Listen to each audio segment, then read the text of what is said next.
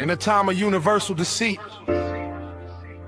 telling the truth is a revolutionary act. George Orwell. Yeah. This is Blood Politics. The only podcast where we don't talk about politics. We be about politics. And our mission statement is to empower, educate, and encourage everyone to speak out against fascism. Speak out against injustice. And fight for freedom and equality for everyone. This is Blood Politics. And we ain't stopping till they put us in the grave. We ain't gonna be quiet. And we ain't gonna be scared. And we ain't gonna go along with the crowd. This is Blood Politics. And it ain't about left or right. It ain't about them or Republican. It's about right and wrong. It's about us versus them. This is Blood Politics. And we gonna do what we gotta do. Because ain't nobody All right, if it's one else thing gonna I do. hate, it's wasting time. So why waste any fucking time? We might as well just hop right into it. What's going on, guys? Welcome back to the show. My name's Brian. This is Blunt Politics, and I really do appreciate you for joining me. Make sure you hit that like button on the way in. Subscribe to the goddamn channel. We're trying to get to 20,000 subscribers by the time we get to midterms. It would be fantastic if you could help us along. So a little bit more of a laid-back episode for us tonight. Lots to get to in the second half, but in the first half, in the sake of conversation, for the furtherance of conversation, just to kind of shoot the shit and to, get a little bit more acquainted with some of our this space kind of corroborators. You know what I mean? Some other creators that are in the this space atmosphere. We're going to be bringing on Alex, aka Devil's Advocate. But before we get into what's going on recently and talking into all the shit with him, what do you say we say hi to the chat? What's going on, chat? What's going on, Chris? What's going on, mods? Appreciate you. Thank you for hanging in there, dealing with all the nonsense, the craziness, and the wackos. What's going on, Ian? What's up, Rocks? What's up, Greg? What's up, Graphene? How are you guys? What's up, Gamer? What's going on, Wes? How are you, my brother? Always good to see you guys. Make sure you hit that like button. What's up, CSL?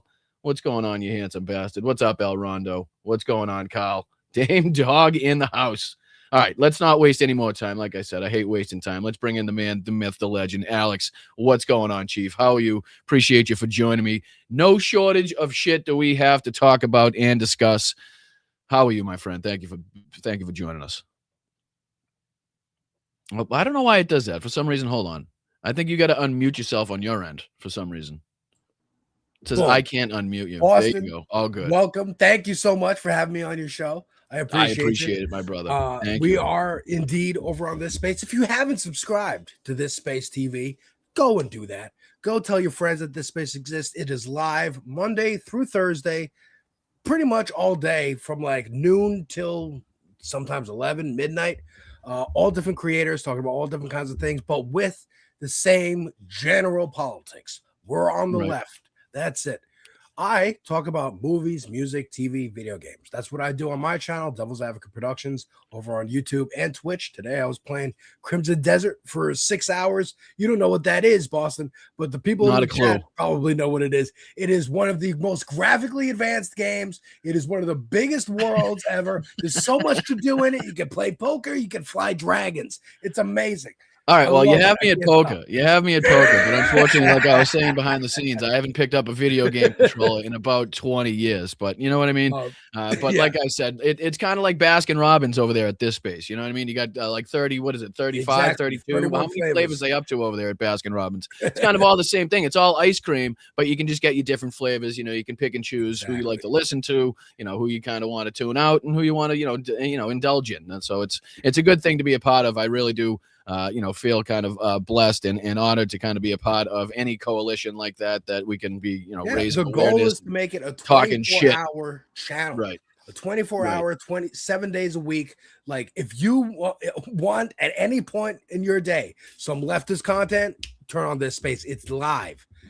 that's the ultimate goal of this space, created by Matt the Letter Hack, we all love and appreciate, and Ben Dixon and Andrew Ravinsky and many other people. Again, I know. so many. That's a good thing about it. That's a good thing about it. You know, you can pick and choose who you like, all different types of people, all different types of, you know, ways of getting the information. So, but, you know, before we get into kind of, you know, all of the nonsense and craziness, just kind of a general start of the episode. Where do you think we are right now in terms of obviously the war in Iran and you know, just the Trump administration, the Trump regime in general? Like, what's going on? Is it are we in the twilight zone? Are we going to wake up anytime soon, or what the fuck's going on here? I feel like this is. I heard a great term from another. Say hi to your pup, by the way. Make sure you give your pup a treat in a belly rub.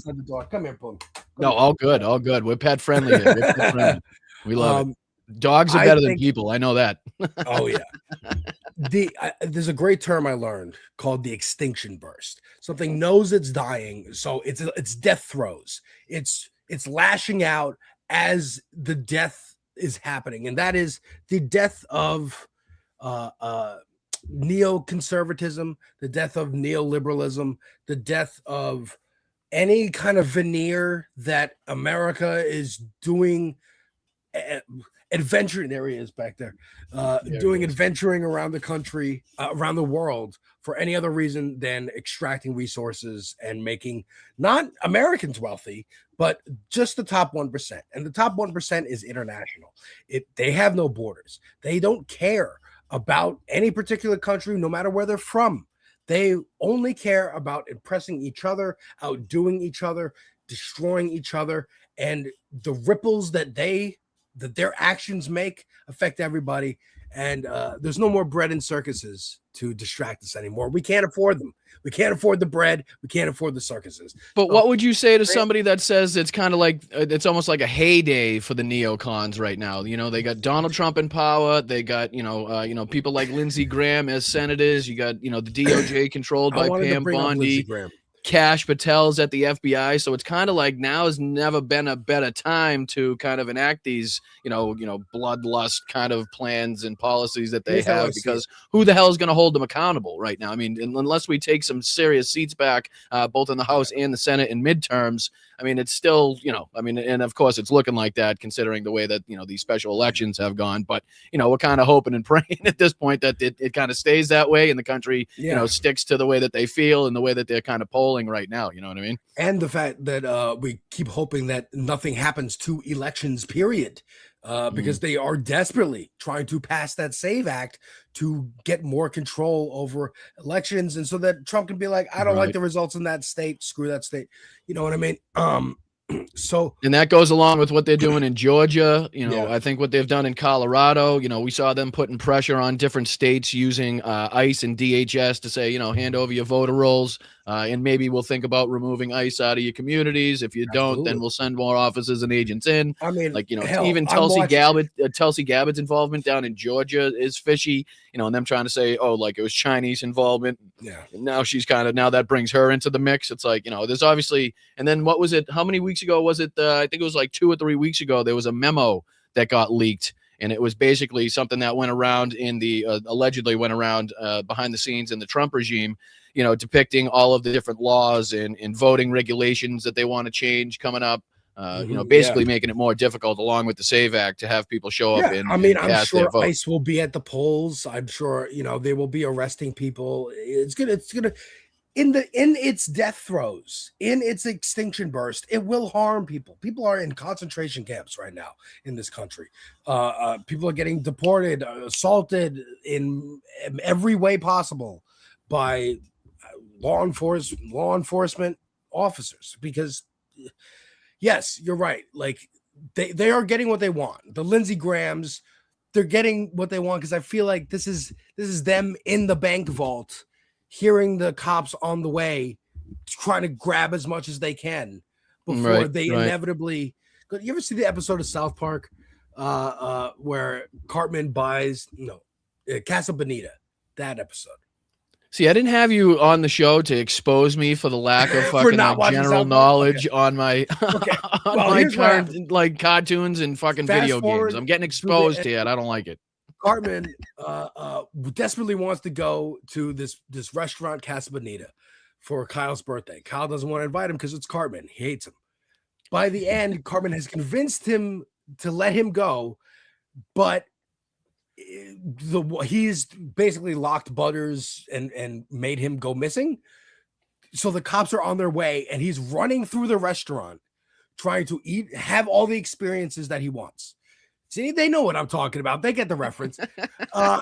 Surrender Monkey, shout out. I got all the reviews of South Park, by the way, of last season on my channel, where they really went at Trump. But this basically, they're trying to get everything they can before the jig is up, because the jig will be up. The jig is coming up. I've kind of explained it.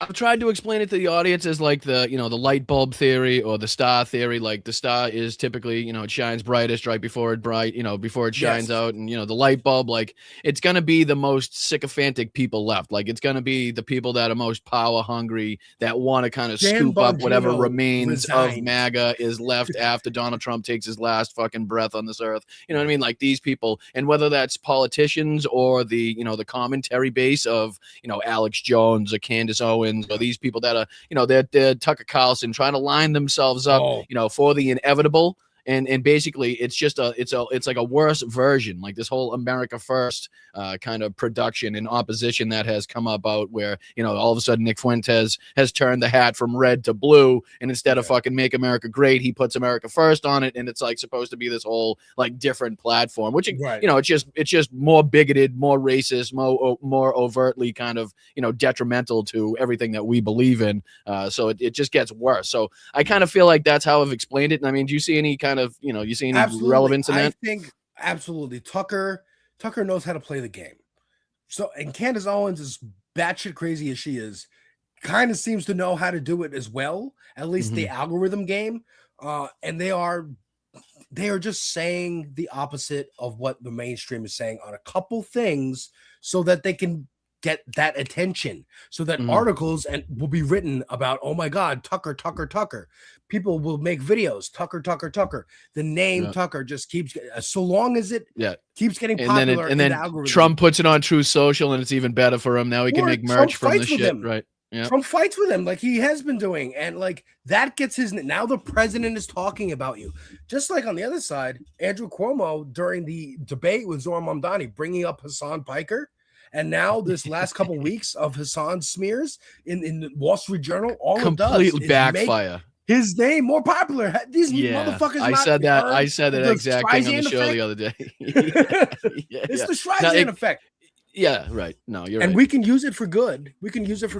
And Hassan is doing the best he can to be like, I guess I'm the guy. And he's going to Yale, and he's going to colleges and giving speeches. I just saw an article here saying that NYU is not going to have live commencement speeches because the last few years, last decade, somebody has used the opportunity to raise up pro-Palestinian awareness, right, to raise pro-Palestinian or pro-Ukraine or any something. It was against Biden or whatever it is, to actually try and move the needle towards helping people. That's the thing I think that's dying, is that they cannot pretend anymore. Again, we can't afford the bread and circuses. We can't afford the distractions. We can't afford to get to work because gas is $7 a gallon. They can't escape it. They know it's coming to an end. And they did in 2016 too. Like when Trump, specifically the Republicans, the Tea Party, they opened the Pandora's box a little bit. It cracked it. They said, okay, we'll let a little bit of these crazies in. Ted Cruz, Rand Paul, these lunatics. Okay. And then we get popularity. We get more fundraising because Breitbart readers are into actually showing up to vote now, instead of just talking about building militias and doomsday prepping or whatever it is. They got the lunatics to come vote, right? Underground pizza cabals and shit. Exactly. And then 2016 blew the door open, and now it's, oh no, there's no wall anymore for the door to be on. The bull broke through the wall of the China shop. They're in it again. They're trying to like steal it, get as much as they can. Lindsey Graham wants to bomb Iran for his one true love, John McCain, down in hell, looking up at him, saying, "We love you so much, Lindsey Graham. Thank you for bombing Iran." That's what they want to do. I mean, I also have a separate theory that like Netanyahu, Trump, Putin, they're boomers. They know they're old. They know they're going to die soon. They're trying to cement their legacies. Trump wants the greater America. I want Greenland. I want parts of South America. I want. Plus, fucking Netanyahu's got to be sick of saying the same fucking shit for the last 35 fucking years. Like wants his greater Israel. It's like he's been saying 2 weeks longer than Donald Trump was. You know what I mean? Like he was the 2 week guy before Donald Trump was the 2 week guy. Yeah, 2 weeks. Any day now, they're gonna have 2 weeks. They're gonna have all the fucking nukes all 2 weeks now. You know what I mean? So Trump just borrowed that from Netanyahu. And Pete Hegseth now thinking he's going to bring back the draft. Like, please try and bring back the draft right before the election, the midterm elections. Try telling young men in this country who are already like, I don't want to be told what to say, and I know I'm going to get fired if I make a joke about Charlie Kirk. Who even is Charlie fucking Kirk? My mom didn't know who Charlie Kirk was until he died. Well, I'm sure most people didn't because he's a fucking podcaster. Who gives a shit about a fucking political lobbyist? Nobody knows these people's names. So to have like a nationwide day of memorial remembrance for this guy. Yeah. And people are like, who is he? Let me look up any clip and see him saying something racist or sexist. First thing you look at, you're like, oh, yeah, fuck that. But then on the other side, on the flip side, not to have not only a day of remembrance, but to lower the flags to half-staff or politicians that have been assassinated, or again, Americans that were shot in broad daylight in the streets of America. Like it's a clear shooting the same piece of evidence. You know what I mean? There was a school shooting the same day. Right. And wasn't there two, or is that the one the next day as well, or something? No, I think it was it was the next day. But like, yes.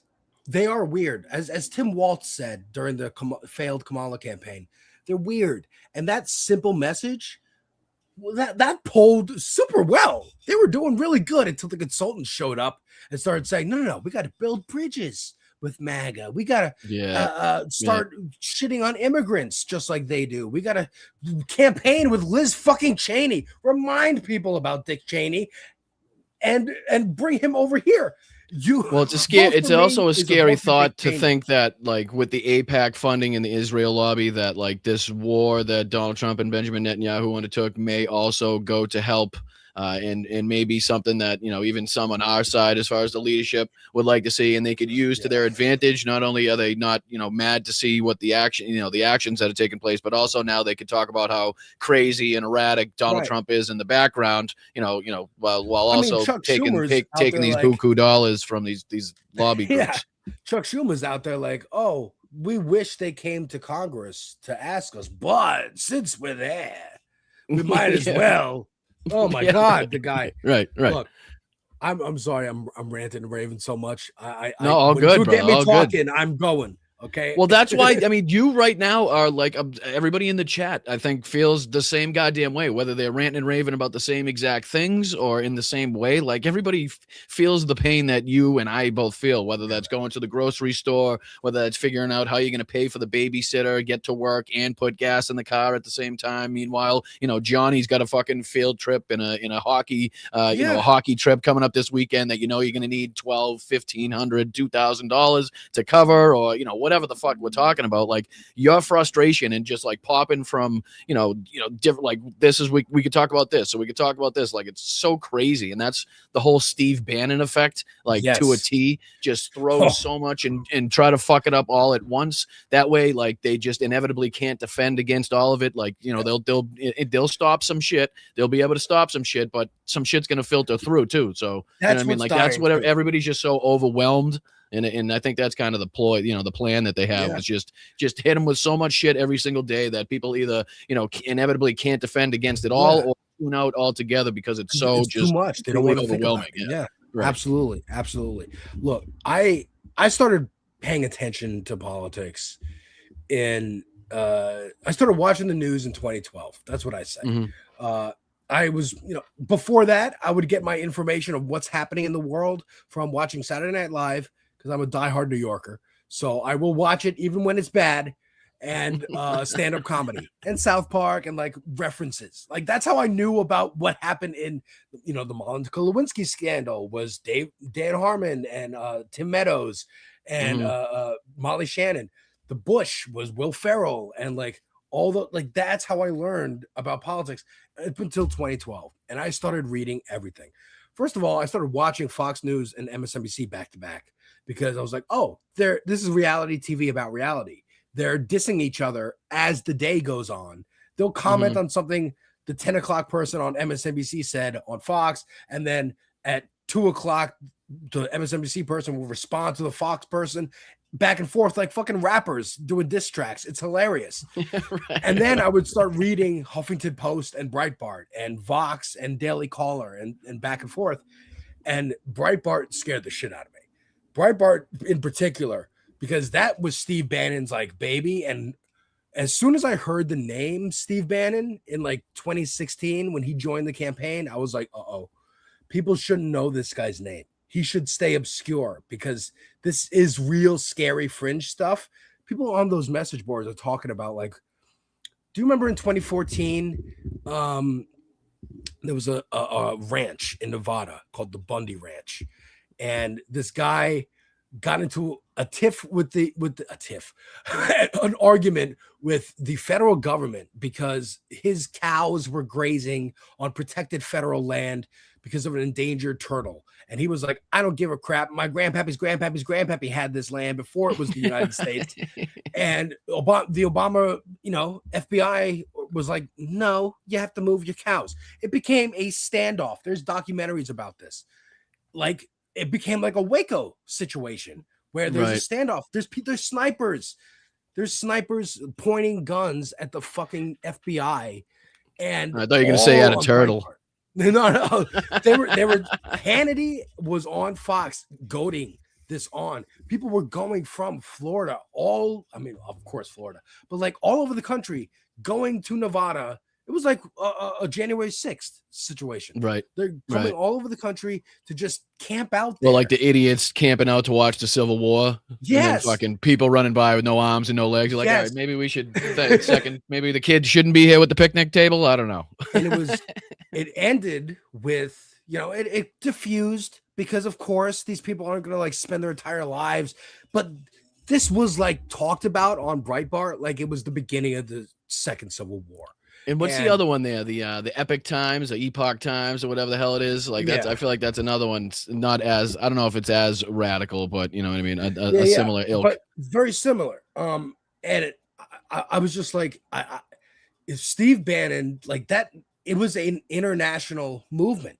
They have on Breitbart like a section for UK politics, a section for European politics, and I'm sure now a section for like Hungarian politics, which thank God Orban lost, but he lost to another right winger, just a less extreme right winger. Although you are right, but I will say already two things that I'll say on that. You're right to talk about that. He's no progressive. He's definitely not a liberal by any means, but two things: the hope of the people that voted for him, and basically the overwhelming sentiment of people that were out in the streets and were being interviewed and talking about how basically every single one of them was the hope of going more well towards Western style governance.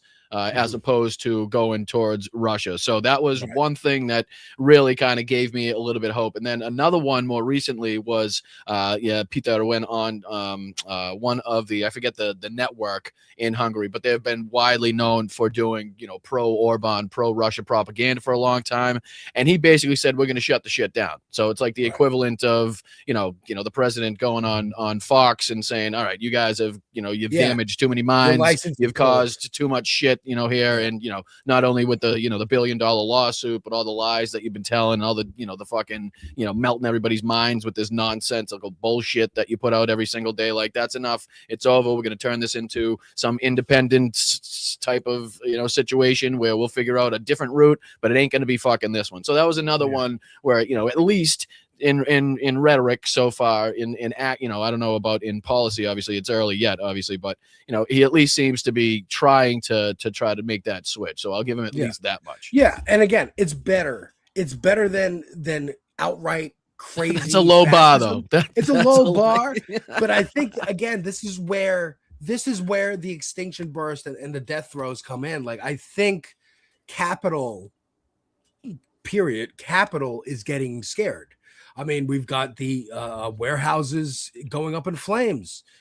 We've got Luigi's taking out CEOs. We've got there was a video I saw, More Perfect Union put out, a millionaire on the Upper West Side here in Manhattan talking about, please tax me. I used to work for BlackRock. I'm a millionaire. I'm not even going to feel it. Please up my taxes. It's an anti-revolution tax. They are worried. They are the smart ones. The smart ones are getting nervous and going, give the people something. Give them something so they calm down. Right. And also stop being so loud. Stop being so loud, Pete Hegseth, about trying to get black people and women out of the military or all these cultural issues. They ignite people's flashpoints. The right wing uses it for votes, but it's going to backfire. And people are going to be like, my rights are being fucking taken away. What are you talking about? There's no more abortion because of fucking Supreme Court case. Obama didn't codify that shit. What the fuck? Right. No. Like, and what's crazy, to your point too, and it's like, people think it's radical for people like me to call for general strikes and for people to be marching in the streets of DC and maybe causing some disruptions during the weekday as opposed to weekends and shutting some shit down and actually causing some good trouble. People would like to call that, some people would look at that and say that's a radical, but again, if it turns to society burning down warehouses all across the country, taking it into their own hands, then guess what, my route, of overwhelmingly peacefully marching in the streets of Washington D.C. seems like the lesser of two evils as far as that's concerned. It seems like something we should probably try before this gets really out of hand, because again, as many, I think it was like maybe 5 or 6 instances we're talking about as far as the warehouses and people doing that shit. And again, as striking as it is to see and as crazy as the imagery was and the videos that came out from it, like, again, these companies are going to be made more than whole by insurance.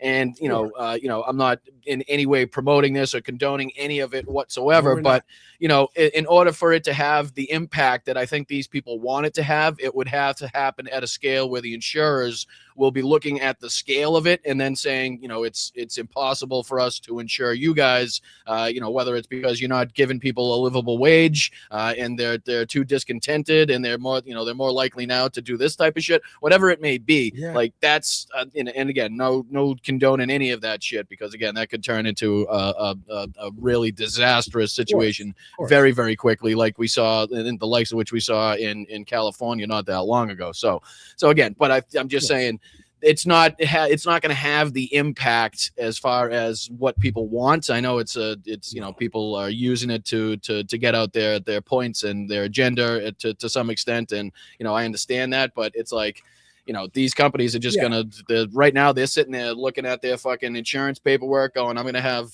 twice as much coming back to me. We'll rebuild. It'll be back up and running in, 10 months or something. I'll be in fucking, St. Lucia. Until then, call me when it's ready and we'll kick it. You know what I mean? Like that type of shit. So that's United that's the Healthcare problem. did not change their policies because right. It's not right. It's emblematic of like, it could get bad. It could get bad, guys. You're gonna want the Black Lives Matter protests. They're like, oh my God, it was riots all summer of 2020, the summer of rioting and hatred and fires and chaos. You're gonna beg for that. Because that was peaceful. That was mostly peaceful. There was moments here and there. There was, of course, opportunists in every protest on whatever side who were gonna loot stores and whatever, but that was people marching against police brutality. And what happened after that? They did not defund the police. They increased police funding. Again, we are getting squeezed and been getting squeezed since, you could argue 40 years, 50 years, since like Reaganomics or even before that. But it's the end. It's the end of that. It's the end of the toothpaste tube of Reaganomics. And you got to put something back in there Now, let me ask My you a metaphor is question that I've totally asked a few people that I've had on the show. Like, who do you see that's involved and engaged in politics and has, the notoriety or name recognition or even the, desire to want to make a change to the degree that we need it as far as democratic politics is concerned? Like, I know we could talk about the Mamdani's, we could talk about the Abdul El Saids, we could talk Yeah. about, there's a few others that we could throw out there, but as far as them having the ability to sway federal politics or politics in a statewide effort right now is it's limited. Who do you see as far as inside of our governments that is either saying they're going to step up, you would like to see step up? I'm hoping AOC runs for president. I would take her running against Chuck Schumer for Senate, but I want somebody to be that person. And I think she has the most name recognition. I just think it would have been so helpful of her to have already said it and to utilize the momentum that she had with Bernie going around the country months ago when they had those fucking huge crowds, and it was awesome to see, even in purple and red districts. But it just didn't have like an end goal. It had no type of message. Like, the message was clear. Obviously, the message and what they were saying and the policies is one thing, but as far as like what they were trying to do with that, it just didn't seem very clear, and it didn't seem to, they could have utilized that and launched the AOC into the stratosphere if they had made some sort of announcement or even a hint, like politicians do, maybe not a direct say I'm going to do this or not, but something along the lines of that. I don't know, but I think so. I think you're right. I think they should have kept those things going. I think it should have been. I mean, talking about great idea, great candidates. Kat Abou-Ghazala in Illinois. She ran a great campaign. She used campaign funds to turn her campaign office into a mutual aid hub where you could bring clothing and food and whatever to help people who need that. And people who need that could show up to the campaign hub and just get that stuff and literally help the community that you are running to serve as you're running to serve them. I think that's a great example. I think Abdul El Said is doing great. Matter of fact, there's some clips I saw of him recently talking at one of the oligarchy tours. So I guess they are still doing it, but it's just not as consistent. And it is, messaging wise, it should be consistent. And here's what we're doing. We're going around the country highlighting candidates and putting our support behind candidates who we want to win. That is what they should be doing. Should be their stated message, other than just we're talking about how vaguely oligarchy is bad and that we're run by oligarchs. Exactly what you're saying. There should be a goal. And I think the goal should be, here's Oliver Larkin in Florida. Here's Abdul El Said in Michigan. Here's Sidecat, I forget his last name. It's a long last name, in California. Here's Graham Plattner in Maine. Here's the candidates we want to win, and we're campaigning with them to highlight them and to win, and with the ultimate goal of, and after we win the midterms, AOC's our candidate for 2028, and have that straight arrow of a path. There may be calculations of like announcing too early that gives them more time to attack you. I don't know, but I agree. I know I've been saying it for a while now, and when I started saying it, it probably was too early, but I just get more kind of concerned and more worried the closer we get into not only midterms, but also, obviously getting into the general afterwards of not having that clear, I don't know, 1, 2, 3 people that are going to make a run. That you like, not that you like everything about them, but that it's you know what I mean. Like I don't feel like we have that right now at a time where there should be fucking people throwing their dicks into the wind trying to get into leadership right now. Like where's Andrew Yang? Does he have another book to sell? Where was he trying? It's just like, if now's not the moment to try to step up and say, okay, if now's not the moment for change and I'm not the person for that, like, I don't know, like get then beat fucking feet at this point. We don't need you, because I don't know. And like I said, I'm no political strategist and when the correct time to announce and all this bullshit. And it's just like, a lot of people were talking about Newsom, fuck Newsom. So, you know what I mean? It's like, who are we, who is it? You know what I mean? I want to be comfortable. I want to be kind of secure in at least having a few choices. Like, I don't want to be kind of scraping by as the days, tick away going into to these elections. Like, okay, waiting for somebody to just kind of like, they're looking around like, oh, you're going to do it? No, I'm not going to do it. Are you going to do it? People are whispering behind the scenes. I've heard, I think I saw the other day a clip of Kamala kind of hinting around, or at least kind of generalizing a statement about running again. You know what I mean? So it's like, I don't know. Just, I wish somebody would be like, this is what I'm doing. Let's change this fucking country, whether it's early to announce or not. Fuck it. I don't care. Like, this is what we're doing. This is my platform. Get behind me and let's take down this fucking orange decrepit bastard.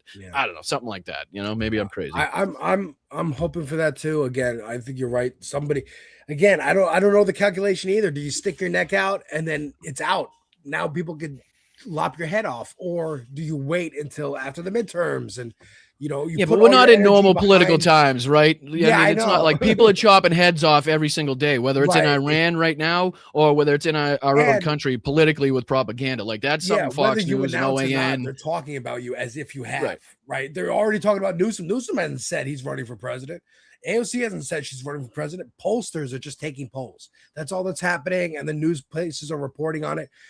Dude, the fact that we are talking about the presidential election before the midterms even happen is ridiculous in and of itself, and is a result of the 24-hour news cycle and having to have the horse race politics be a part of the daily news, because that gets people to tune in to sell ads. It's all part of the bigger problem. But I do still agree. Like, I too want to feel like, okay, we have a plan. We know who it's going to be. We know how we're following.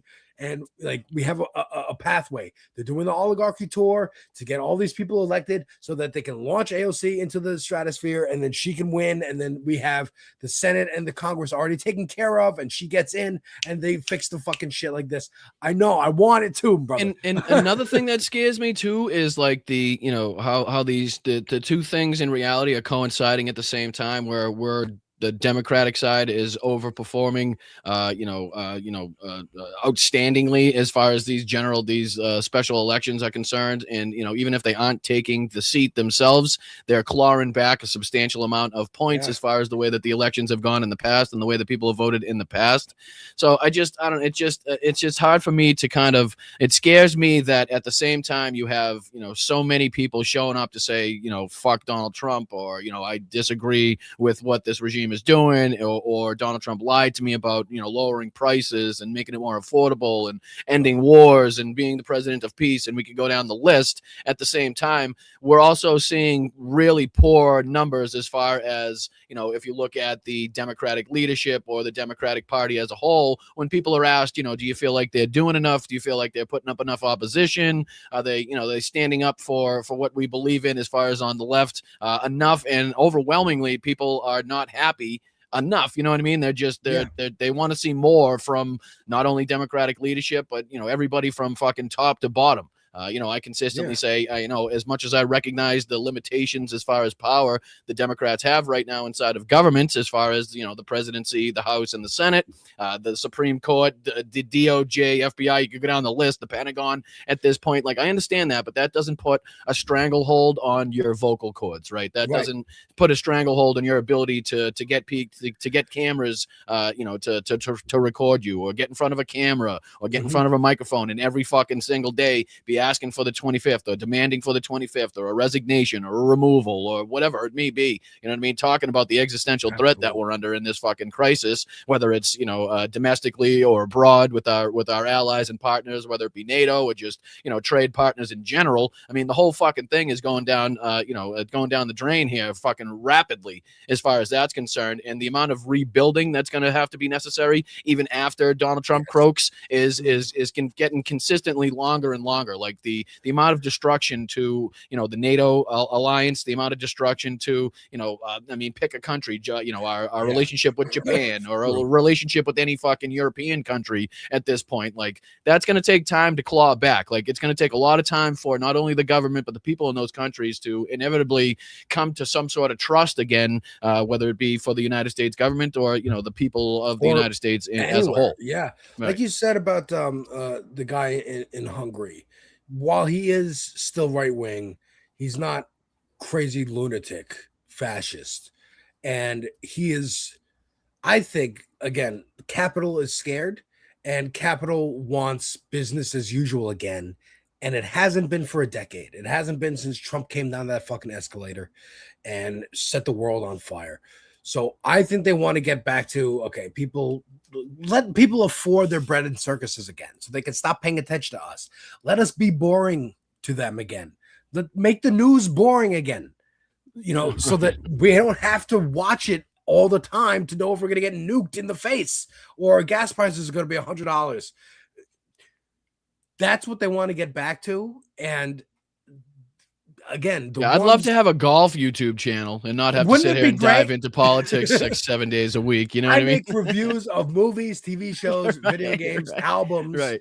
And now you almost feel bad talking about that shit, like to a large extent. And again, not speaking about specifically any chat in particular, but if you talk about enjoying a movie or going to play around a golf, whatever you enjoy, playing basketball, it's almost like people are like, how the fuck could you do that? Like at this time, like there's so much going on. And it's like, well, dude, if you just sit here and, stick your fucking mouth around the, the fire hydrant of news and just consistently sit there, you're eventually going to drown yourself in it. You got to take some time. You don't want to be burnt out when the midterms come around. You certainly don't want to be burnt out by the time generals come around. Like you want to be, at your tip top shape. That's why, I relate everything back to either World War II or sports because it's typically what I grew up knowing. You know what I mean? So it's like, you typically take care of your body and try to recuperate from a match or a game or, whatever you played afterwards so you can be better the next time that you have a game. And you know what I mean? So same thing, whether it's reading a book or taking a walk with your dog or whatever the fuck it may be, like video games, anything, whatever the fuck it is. I got a wall disassociate. Right here. Yeah, exactly. I got a wall of comic books right here. Again, I talk about all this stuff on my channel, Devil's Advocate Productions. And in the videos, I mean, I'm not going to shy away from politics. If I'm talking about the Superman movie that James Gunn just made last year, I'm talking about how the villain in that movie is a clear allegory for Benjamin Netanyahu and Putin. And how Lex Luthor in that movie is a clear allegory for Elon Musk. And I'm not going to shy away from it. I want to battle those geek grifters on YouTube, like Quartering and Geeks and Gamers and Nerdrotic and those fucks, Critical Drinker, who have funneled young men specifically into the right wing through, like, I can't believe they put a black person in the X-Men. What? This metaphor for the civil rights movement? You're surprised it's diverse, you fucking idiots? I put that content because I know the history. Those are my specialties, and I can talk about that and how to battle on that front. That's my war, is the fucking nerd war. But speaking of war, where not to kind of switch subjects dramatically on us, but where do you see this like very timid ceasefire blockade? Like where do you see this going? We've heard reports Donald Trump's already talking about and suggesting another 2-week deadline, a 2-week extension because he's so pleased with the way things are going. Obviously, we're talking about new resumed talks in Islamabad. Where do you see this going? The more the CEOs are yelling at Trump, going, "Hey, idiot, we can't get our shit because the fucking strait is closed." The more it's going to be another 2 weeks, another 2 weeks, another 2 weeks. The more Netanyahu says, "Hey, do you want those pictures and videos to come out of you and Epstein?" Or who knows what they got?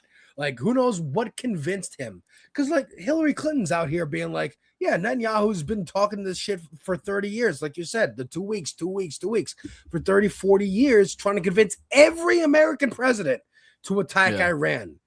That's what Netanyahu wants. He wants the greater Israel. He wants all of fucking Middle East to be his, and at least him gonna share it with MBS and the Saudi family.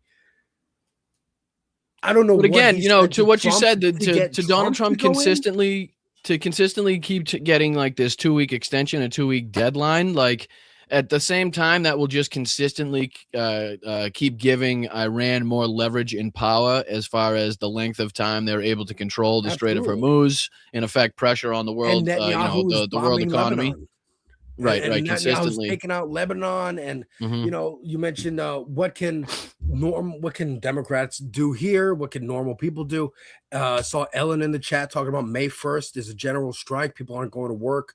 People aren't going to school on May 1st. That is something you can do. I think showing the No Kings protests are big parades for corporations and Democrats, elected Democrats, to show that they're against Trump. And here's a safe 2-hour window to come and protest safely and show your disappointment. But at least there's visuals. I think it has its benefits, countries. Yes, it obviously. does. Like even in Definitely Boston, does. the last one I had, they had like probably 20, 30 tents of all different Yes. organizations and agencies to help different Exactly. people. The people get out there, they feel like they're not alone. So there's definitely Yes. benefit to them. Morale but as far boosters, as for sure, and is that all that we could be opportunities. doing, or is there more that we could be doing type of thing? No, you're right. Exactly. Get DSA. Get out there on those No Kings days and sign people up for DSA. People who are running campaigns, get out there and there's no king. Get megaphones so that people are surrounding you. Get people to sign your petition, whatever it is. Get organized. Those are opportunities to organize and opportunities to show the rest of the world, hey, look how much of us disagree with what our government is doing. Just like the protests in Iran, just like the protests, some of which in Israel even disagree with what's going on. Now, Israel's kind of a different story because the majority do support what they're doing. But again, I think how's the war going in Iran? Not good. Not good for Trump. Not good for Netanyahu. Then again, like I don't know what Netanyahu's goal is, like other than let's utilize your Israel name. project. Let's utilize your name, right? Let's play devil's advocate for a second right now. Try your hardest right now to portray yourself as somebody that's trying to defend this war. Can you give me a single metric in which you could relay to me in which we are better off now than we were just 7 or 8 weeks ago before Donald Trump and Benjamin Netanyahu decided to enact this war? Liberal tears. That's the best I got. It's the best I got. Like honestly, because I am good at, that's why I named myself the devil's advocate, is because I do that a lot. And I can see I'm a bit of a contrarian growing up. I was a fucking asshole. But I could. I'm the same way. My mom will definitely contribute to that conversation. She used to say, I could say the sky is blue. You would tell me it was fucking purple, no matter what I say. It's like, no, I just see things differently, and I'm just not apt to just agree to agree. You know what I mean? If I see it differently, I'm going to say it, and I'm sorry. But honestly, I'm like, the most that, hell, the arguments I'm hearing from them are, well, at least other countries are still paying more for gas than we are. What?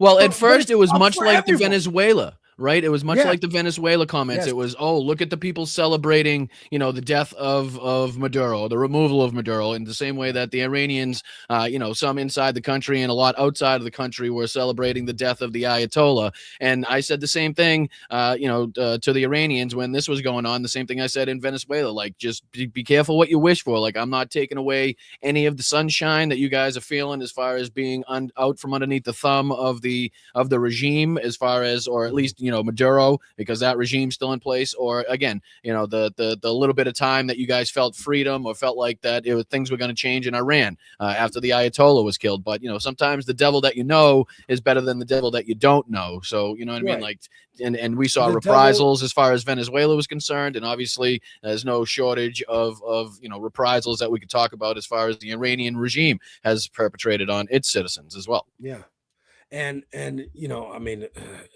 it could be far worse. It could be far. It's an act of war. Kidnapping a president? That's insane.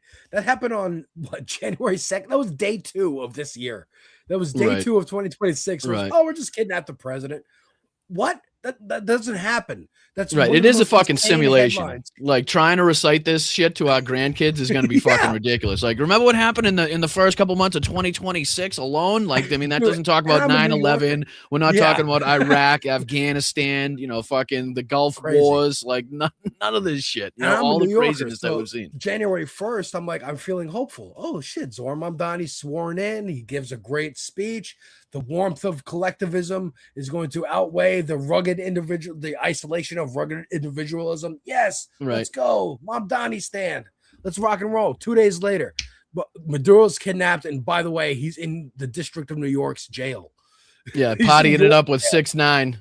Fuck. What are we going to do? He's in there with Diddy and Six. Oh, my God. Like, it is a simulate. Like, this is not real life at some point. I'm legitimately thinking at the time, like, are we gonna get like strike teams from Venezuela? And just in case nobody in the chat, I'm sure there's probably people in the chat like, who the fuck is 6ix9ine? It's the kid you probably, and God bless you if you don't know who the hell he is, but he's the one that's got like the really colorful hair all the time. He literally was talking about how he came out of the facility that he was in and was like hamming it up with fucking Nicolas Maduro. And I'm telling you, this is real shit. This is real shit. As crazy as it sounds, this is the timeline that we have now been fucking thrust into by this fucking second Trump term. You know what I mean? It's it's crazy. That's crazy. Tekashi 6ix9ine is such a character, man. I don't know much about him. Again, a lot of the music reactions I do on my channel are hip hop because I'm been getting into it a lot more in the last like year or two, especially since that Kendrick Drake beef. And just learning, going back and listening to albums I never listened to growing up. I just missed it. But some of them are like, rock bands and whatnot. I'm trying to diversify and not just do hip hop and whatnot. Have you diversified to Legos yet? What's your take on these Lego bangers that have been those coming diss out? tracks People seem to like them, bro. Out, I love it. Again, as someone who's been reacting to like T.I. going at 50 Cent now and again, Drake and Kendrick, like I'm loving these Iran Lego AI diss tracks, even though they're AI. And fuck AI. I am an artist. I appreciate art. I appreciate art made by real people. It's so much more than just like, I don't know. It's hard to explain, but it's so much more than just like a clever beat or funny lyrics or something like that. Yeah, it's like the cleverness to be able to recognize, okay, if we do it as like Legos, and I know there's like a few different people supposedly that are putting these out. I know there's like Persia Boy Studios, and again, I'm not saying this is one like direct.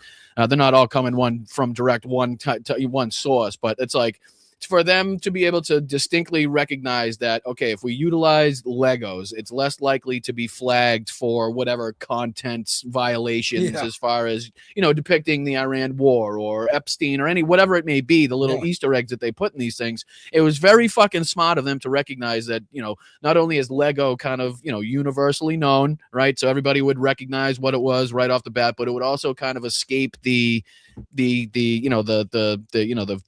flags and the guidelines, so to speak, as far as kind of as opposed to the White House putting out just direct strike footage of them taking out rocket launchers and shit, which is more likely to get flagged on whatever platform you put it on. You know what I mean?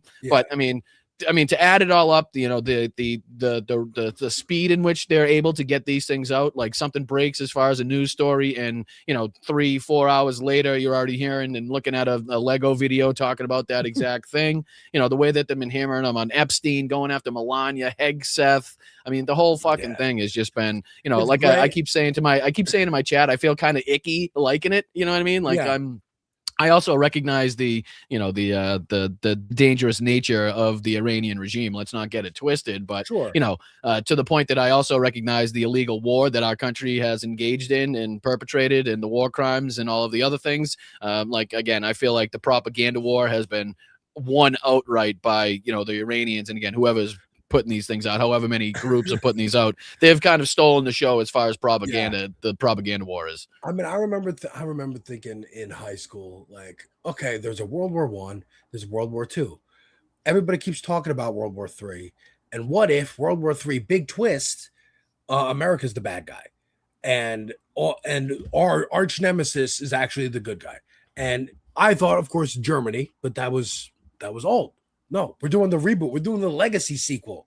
It's Iran. Iran is the good guy in this situation. Now, again, yes, the regime is, but I'm over here in America looking at these Lego AI slop videos going, please save us from our dictator, our orange dictator. Liberate us. Do regime change here. invade us. Like, But Jesus to that Christ. point, it's kind of forcing people to have that take. Like, it's forcing people to recognize Yeah. who, in this case, when we're looking at this war on a broader context, who is the good guy and who is the bad guy, who is, who clearly perpetrated the aggression, and who was actively negotiating with, as far as the last Ayatollah, when this kind of whole thing was enacted. You know what I mean? It's And like, it's hard for people nuanced not to people like recognize the you. reality of the situation. Yeah, there's nuanced people like you and much more educated people than me who recognize like there are gradations of evil and good. And it's not even about that. It's about policies and it's about, but to idiots like, Andrew Schultz or Theo Vaughn or whatever, it's like, yeah, there's a good guy and a bad guy. And in this case, we're the bad guy. Theo Vaughn said it on Rogan the other day. He was like, they keep talking about Iran as a nation of terrorists. They're like, dude, look in the mirror. You're the terrorists. Talking about Trump and shit. And it's like, dude, you had Vance on your show, you idiot. What are you talking about? That's fucking great segue right there, because I was just going to ask you, like, what do you think about these people that obviously had people like JD Vance, Donald Trump on, people that were in the Trump orbit leading up to the last election? Like, what do you think about these people that have now tried to kind of remove themselves from accountability or remove themselves for having kind of any fucking reasoning or basically being the fucking reason that we're in this position in the first place, you know what I mean? Or at least a portion of the reason that we're in this position. There's the people like Marjorie Taylor Greene, because she's not in Congress anymore. She's not in power. Marjorie Taylor Greene, Tucker Carlson, Candace Owens, these kind of people who are trying to set themselves up as tastemakers for post-Trump MAGA, because Trump's 80, he's old. They're gonna go. They're gonna go soon. So they're looking at a landscape beyond that. Then there's people like Rogan, Andrew Schultz, Theo Vaughn. These are people who are celebrities. They're comedians, ostensibly. They are looking for careers past. That's why Andrew Schultz was the first one to start being like, I don't know about this. I don't think I'm on this train anymore, because he's young and he's like, I'm going to be in the Street Fighter movie. I want an acting career for the rest of my life. I don't want to be tied to this era of America forever and like thrown out in the trash bin with Trump and all this shit. So do you think he should be allowed to do that though? Well, do you think these people should be allowed to kind of be like, well, I said something now, so forgive me for what I did beforehand? I think some of them should, if they, for the rest of their careers, acknowledge it and like work against it. I'll give you an example. Ashley St. Clair is an influencer who has a baby with Elon Musk. She has recently thought differently. And it's like, I feel horrible for my part. She wrote an anti-trans children's book. Like, that was her big claim to fame or whatever, aside from having Elon Musk's baby. And she is like, I'm doing everything I can to expose the fraudulent, like how the influences work on the GOP side, where the money comes from, who these people are, expose names. She's doing what she can. She is not trying to like profit. She's not trying to like here's my expose book. All these people who left the White House in Trump's first term and then wrote books and went on MSNBC and CNN, fucking Chris Christie and these fucks. Like, I can't stand it. She's not trying to do that. She's just trying to like, I'm trying to absolve my soul of the harm that I've caused to innocent people by being part of this death cult movement. And I think if people like Andrew Schultz and Theo Vaughn or whatever want to do that, okay. I feel like they would have to not tie themselves consistently in the pretzel that they do to try to get themselves out of, culpability for this, because they continuously will bring up, Pam Bondi or Kash Patel or Pete Hegseth. They just kind of refuse to name and call out the head fucking honcho, the Fuhrer himself. And, they consistently try, like, again, there's a ton of examples, Tim Pool and all these other idiots that are they're so fucking ready and willing to get on Pam Bondi's case and be like, why is, like, they're so confused, why would Pam Bondi be high, like, what's going on? It's like, well, guess what, look to just Who's behind her, who's looking over her shoulder saying, yeah, fucking redact that, redact this, redact that. You know what I mean? Like, stop giving us this fucking like bullshit of like, oh, we didn't see this coming. Like, what do you think the signs of mass deportations meant, you dickhead? You know what I mean? Now all of a sudden you're surprised that they're rounding people up in schools, hospitals, and courtrooms and homes. That was the thing that Andrew Schultz said, was like, oh my God. Sorry, like, I'm not as quick and again, the more radicalized I've become, and fucking the longer we've gone through this, the less like amenable I am to letting these people back into like everyday society without dragging them through the fucking mud, right? Without like, it's like I bring it back to the movie Inglourious Bastards, right? It's like at the end of the movie, the one thing that I don't want to see happen is all these motherfuckers taking off that red hat, throwing it in the closet, and kind of fading back into society so that we don't fucking know, like we don't remember. Like I want to fucking sew that MAGA hat onto you motherfuckers so that everybody for the rest of time can know exactly where you stood in this moment in history. And that's just how I feel. And some days I'm kind of more agreeable, and I'm like, okay, I'm more likely to give somebody kind of second chance. And other days I wake up, I'm like, fuck it. You know what I mean? Like, no, I understand what you mean. I'm right there with you. I have that image saved of Brad Pitt with the knife looking over their head, being like, yeah, we're going to make it permanent. So no one can, but there's a difference, right? Because there's a difference between like the officers who they carve that swastika through their forehead and the soldiers or the regular in the movie. Like, in the movie, YouTube. Yeah, there's a camera. YouTube. But in the movie Inglourious Bastards. But that's why I separated out like the Tucker Carlsons and the Candace Owens, the people who want to stay in politics and move candidates and stuff like that, versus more regular people. And I'll put in like, yes, Rogan, I wouldn't even separate Rogan out. Rogan can go with Tucker Carlson in them.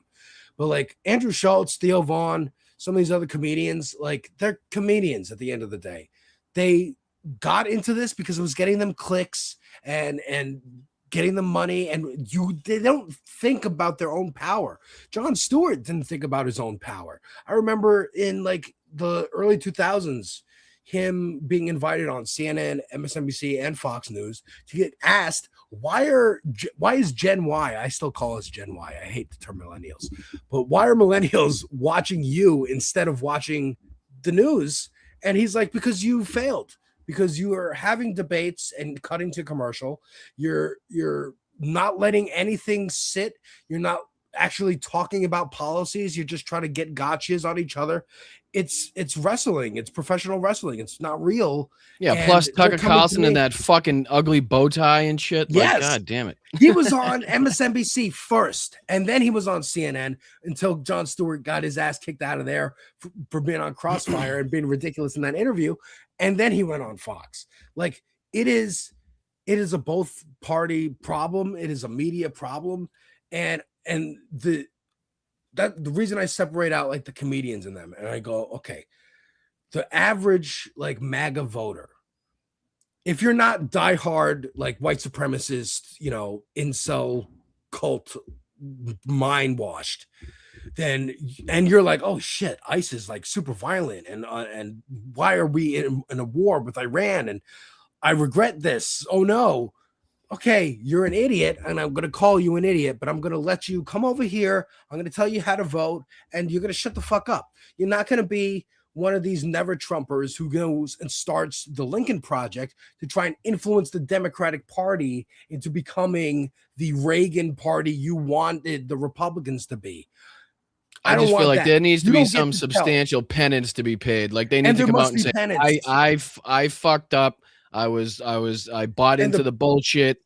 Donald Trump fucking lied to me. It's, I am no longer like, I need that, like fucking, I need at least that satisfaction. Yeah. You know what I mean? I agree with you, Brian. I'm saying, I think the penance should be proportional to your influence. If you are a regular person, nobody knows your name, then you fucking apologize to your friends and family who you've hurt, and you make it up to them however they need you to make it up to them.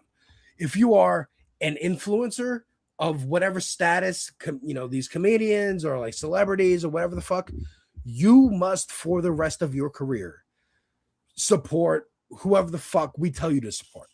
Again, you don't get to choose. You don't get to be able, well, I like Gavin Newsom over AOC. No. We tell you who to fucking vote for. That's it. You don't get to go on MSNBC and have a fucking opinion about that. You go on MSNBC and beg for forgiveness every goddamn day. I'm furious that Nicole Wallace has a show on MSNBC. She wrote speeches for Bush. Like, what is this? Joe Scarborough, you were in the Congress when Newt Gingrich was the speaker, wrecking the levers of Congress in the 90s to lay the groundwork for what's happening now. And you're fucking surprised? Bitch, Trump was at your wedding. You're gonna be on MSNBC every morning with my dad watching. Oh, what's the recent example people were just talking about? Who was it? Was it Josh Shapiro on with Dana White, kind of announcing a UFC event in fucking Philadelphia or something? It's like, what are we doing here? You know what I mean? Like Dana White, what the who fuck like 2 are days we ago, doing? Trump was at the UFC admonishing Joe Rogan.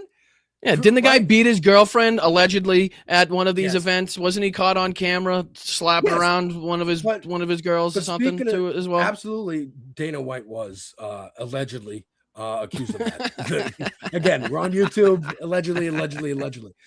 But literally this past weekend, I think it was this past weekend, Trump showed up to a UFC event. And again, you're talking about Josh Shapiro being on this UFC like podcast or something with Dana White. So that UFC as a brand can be like, no, we talk to all sides and like we're not totally in bed with Donald Trump and helped his campaign and blah blah blah. Literally this past weekend, Trump showed up to a UFC event and talked to Joe Rogan, who was one of the commentators there, who had said the week before, like, I don't know why we're on Iran, talking to Theo Vaughn, and so Trump said something to him and like was shaking his finger, like, you're still in bed with them. Again, as a brand, UFC, you want to fucking get out from under this? Constant begging. Beg for viewership. And really, like again, like the general strike that Ellen was talking about in the chat, use your dollars. Like, as much as that sucks to say, because it just reinforces the consumptionist attitude of this country and that only real change can be made if you make them hurt in their pocketbooks. And aside from burning down warehouses and acts of violence like Luigi and stuff that we do not advocate for at all on this channel, what you can do is choose not to watch the UFC, choose not to, but I don't know how many of these minds, how many people are gonna choose not to like when unfortunately Kaepernick, they kind of got us by the balls right now as far as this capitalist society that we're now in, and like everybody like basically needing to go to work every single day just to make those fucking ends meet, or even get close to making those ends meet. And it's like the thought of people, taking a day off of work to go protest, as much as they'd probably all love to do it, it's just like, okay, now when you actually break that down to fucking brass tacks, okay, who's watching the kids then? You know what I mean? Who's taking my shift at this corporation or this warehouse? Can't afford it. Like, I'd love to. If I don't get that day's pay, sorry, I can't pay for the new teeth that I just got, or you know what I mean, like some shit like that. So we got us by the balls where it's like, let's get them in a position where they can't even afford to miss work, to speak out against the injustices, to speak out against the fucking, the discrepancies in the wealth gap, in what we've seen in wages and growth and shit. Like, let's make them so they're so fucking poor and everything's so insufferable for these fucking poor bastards that they just, they go through every day in this grayness, fucking moaning and groaning. Meanwhile, they don't have the energy or the ability to fucking, to speak up and put together an actual effective opposition. You know what I mean? And that's what's dying, because that has been the plan. That's been the neoliberal, neoconservative plan for the last 40, 50 years, is to make it so that there can be no labor power. Their unions are totally castrated and cut off. No one can afford to strike. No one can afford to have solidarity. We have to individualize everybody. I just made a reaction to this great album from Marlon Craft, a rapper here in New York. I'll put this interview clip in the private chat if you want to play that clip. But that's him talking about "The Internet Killed the Neighborhood" is the name of the album. And it's about a theme of this album is how people we've all been siloed because of social media feeds, and we don't I'm gonna even throw you a watch channel link in the chat real quick before I do that for everybody. So I'm throwing throwing Alex's channel link in the chat for Thank you so everybody for much. you I to get that. appreciate that. Oh, good. Yeah, Oh, I good. got stuff on my YouTube channel, and I stream on Twitch when I feel like it. But YouTube is more consistent, and I'm on Blue Sky and Twitter. But yeah, so the album's about this idea, and we've all felt it. We you know what I'm talking about. The fact that we don't all watch the same shows, we don't all talk about the same movies. There is no like monoculture, and to the extent that there is, it's super. It has to be huge, right? Like you've heard of Not Like Us, so that broke out through the silo that it's in. But here, play this clip. Here's a good example. Internet killed the neighborhood. Can you talk about the title and just maybe the moment that you landed on it and knew that this was going to be the direction? Yeah, man. I mean, the older that I get in this and the more I kind of think about legacy and what matters to me, the more I realize that sort of the apex or the size of wherever your career lands when it's all said and done, the highest height, I don't think is really what defines you. I think it's about the people in your immediate community or your neighborhood or your family or whatever that you affect and that you share that time with. And I feel like community and neighborhood now has been kind of stripped away and like bastardized a bit and commodified and sold back to us via these kind of like addictions and compulsions and these customized algorithms that feel kind of similar to what a neighborhood was, like this narrower perspective of shared proximity, but you're not actually sharing proximity with nobody. You're like being sold to and being, you know, hooked on things that usually just lead to like consumption. So the line came naturally on the song Trust. I wrote that bar right there. That's kind of like in the middle of the album. The internet killed the neighborhood, nihilism leave you broken, but the paper's good. And after I came up with that, I just sort of, obviously it's kind of in the lineage of TV killed the radio star and whatever. Right. I came up with that and I was just like, damn, that's kind of it. I mean, it's very poignant because, I mean, you talk about, and oh, sorry, brother, my apologies. You bring up the, you know, kind of the degradation of, you know, society and neighborhoods and stuff like that. And, you know, a lot of the stuff I watch and probably people sick of me talking about at this point is like British stuff. You know, I'm for some reason inundated with like different British car shows and stuff like that. And, you know, you'll hear a lot of them talk about how, you know, pubs in the UK are going by the wayside. And like that used to be the, you know, the community spot. You know, everybody used to go down to the pub at the end of the fucking road in your village, in your community that you had. You'd talk about the days, you'd commiserate together, talk about the soil and the weather and, you know, your aunts and uncles and whatever the fuck. And you'd have that sense of community. And now it's like, you know, we kind of get like I guess a similar sensation by like social media, but without ever actually physically enacting, you know, talking to people or, you know, having an actual conversation with a human being and stuff like that. And not only that, but, you know, another point that he's talking about was the fact that those sites now are now just utilized for ads to feed you different fucking ads to things that you're looking up on your phone. Like that's just all it is now. Make it seem like you got this sense of community, make it seem like you got all these friends that are online and stuff like that. Meanwhile, you're never seeing a fucking person and all you're seeing is the, you know, the ad for athletic greens and fucking you know, whatever, you know, all these things that are costing you money on the side, you know? Absolutely. And it is that lack of, it is the lack of interpersonal communication. Like you said, Iran is making these videos using AI, but using the aesthetic of Lego because it won't get. I mean, that seems like a really broad generalization to say that pubs are so expensive and extremely fine. Everything's fucking expensive right now, and I don't know what pubs you've been hanging out with. It sounds like you go to the same ones I go to in South Boston, but you know, I mean, not all of them are fucking like ragtag, full of fucking totally violent. You know, they're not all full of you know, soccer hooligans and football hooligans and shit like that. You know what I mean? Like some of them are laid back, most of them are just like. But even if you go to the pub now, you go to the pub and everybody's on their phone. Nobody's like chit-chatting with each other or talking to the bartender, interacting in the social. Hey, did you see Friends last night? Hey, did you see Seinfeld last night?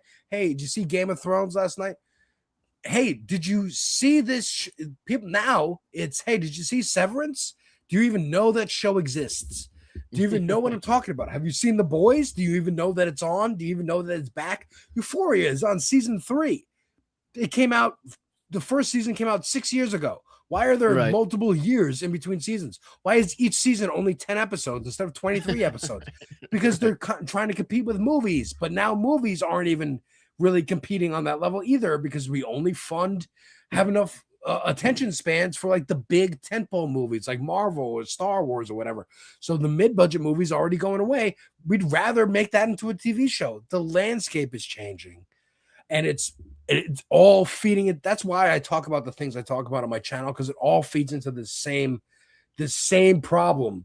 And it's all from all these different angles, like this rapper talking about feeling the same thing that the movies industry is feeling the same thing that the video game industry is feeling the same thing that workers are feeling, and unions. One of the things that really needs to be studied for a long time to come is the ability of, billionaires, the billionaire class, the CEOs, and fucking, the media at large to kind of to otherize us, to make us fight each other, as opposed to working together against the same people that are stepping on our necks every single fucking day. You know what I mean? It's like the ability that they have to make us be like, well, fucking, name a not stupid, but name a culture war that that shouldn't be a war to us, that is brought up on the other side, men's and women's bathrooms, men's and women's sports, whatever, you know what I mean? Like they're so focused on that, and they know that if they can get you to focus on that, you're not focusing on, you fucking, why you're not taking home nearly as much in your paycheck, or why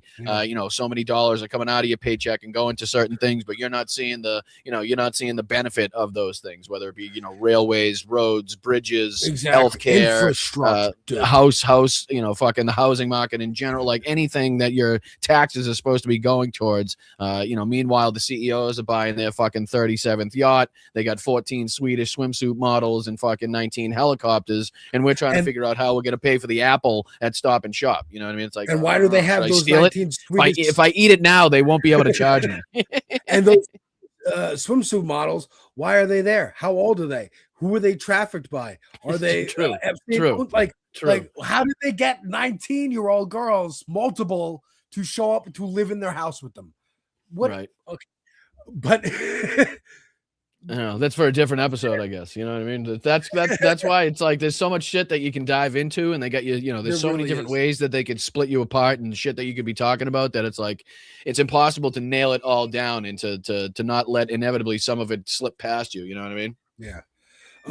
But I really I appreciate you having me on again, and I really feel like it's the end again of this 40-year project, this Southern strategy of, if we can convince the white man that the black man is the one, or the immigrant is the one taking money out of his pocket, when it's really us, or it's the transgenders in your bathrooms, or whatever the hell it is, then we can keep robbing them blind forever. Yeah. And it's getting to the point where there's barely any money in that pocket for them to take out, and they're still trying to take it out of that pocket. So again, I think the people are starting to look and go, wait a minute, do I know trans people? And if I do, they're my neighbors. They're the people who help me carpool to school with my kids. What are you talking about? Where is this? And same thing with the immigrant. I mean, again, dude, the Black Lives Matter was a huge moment of solidarity.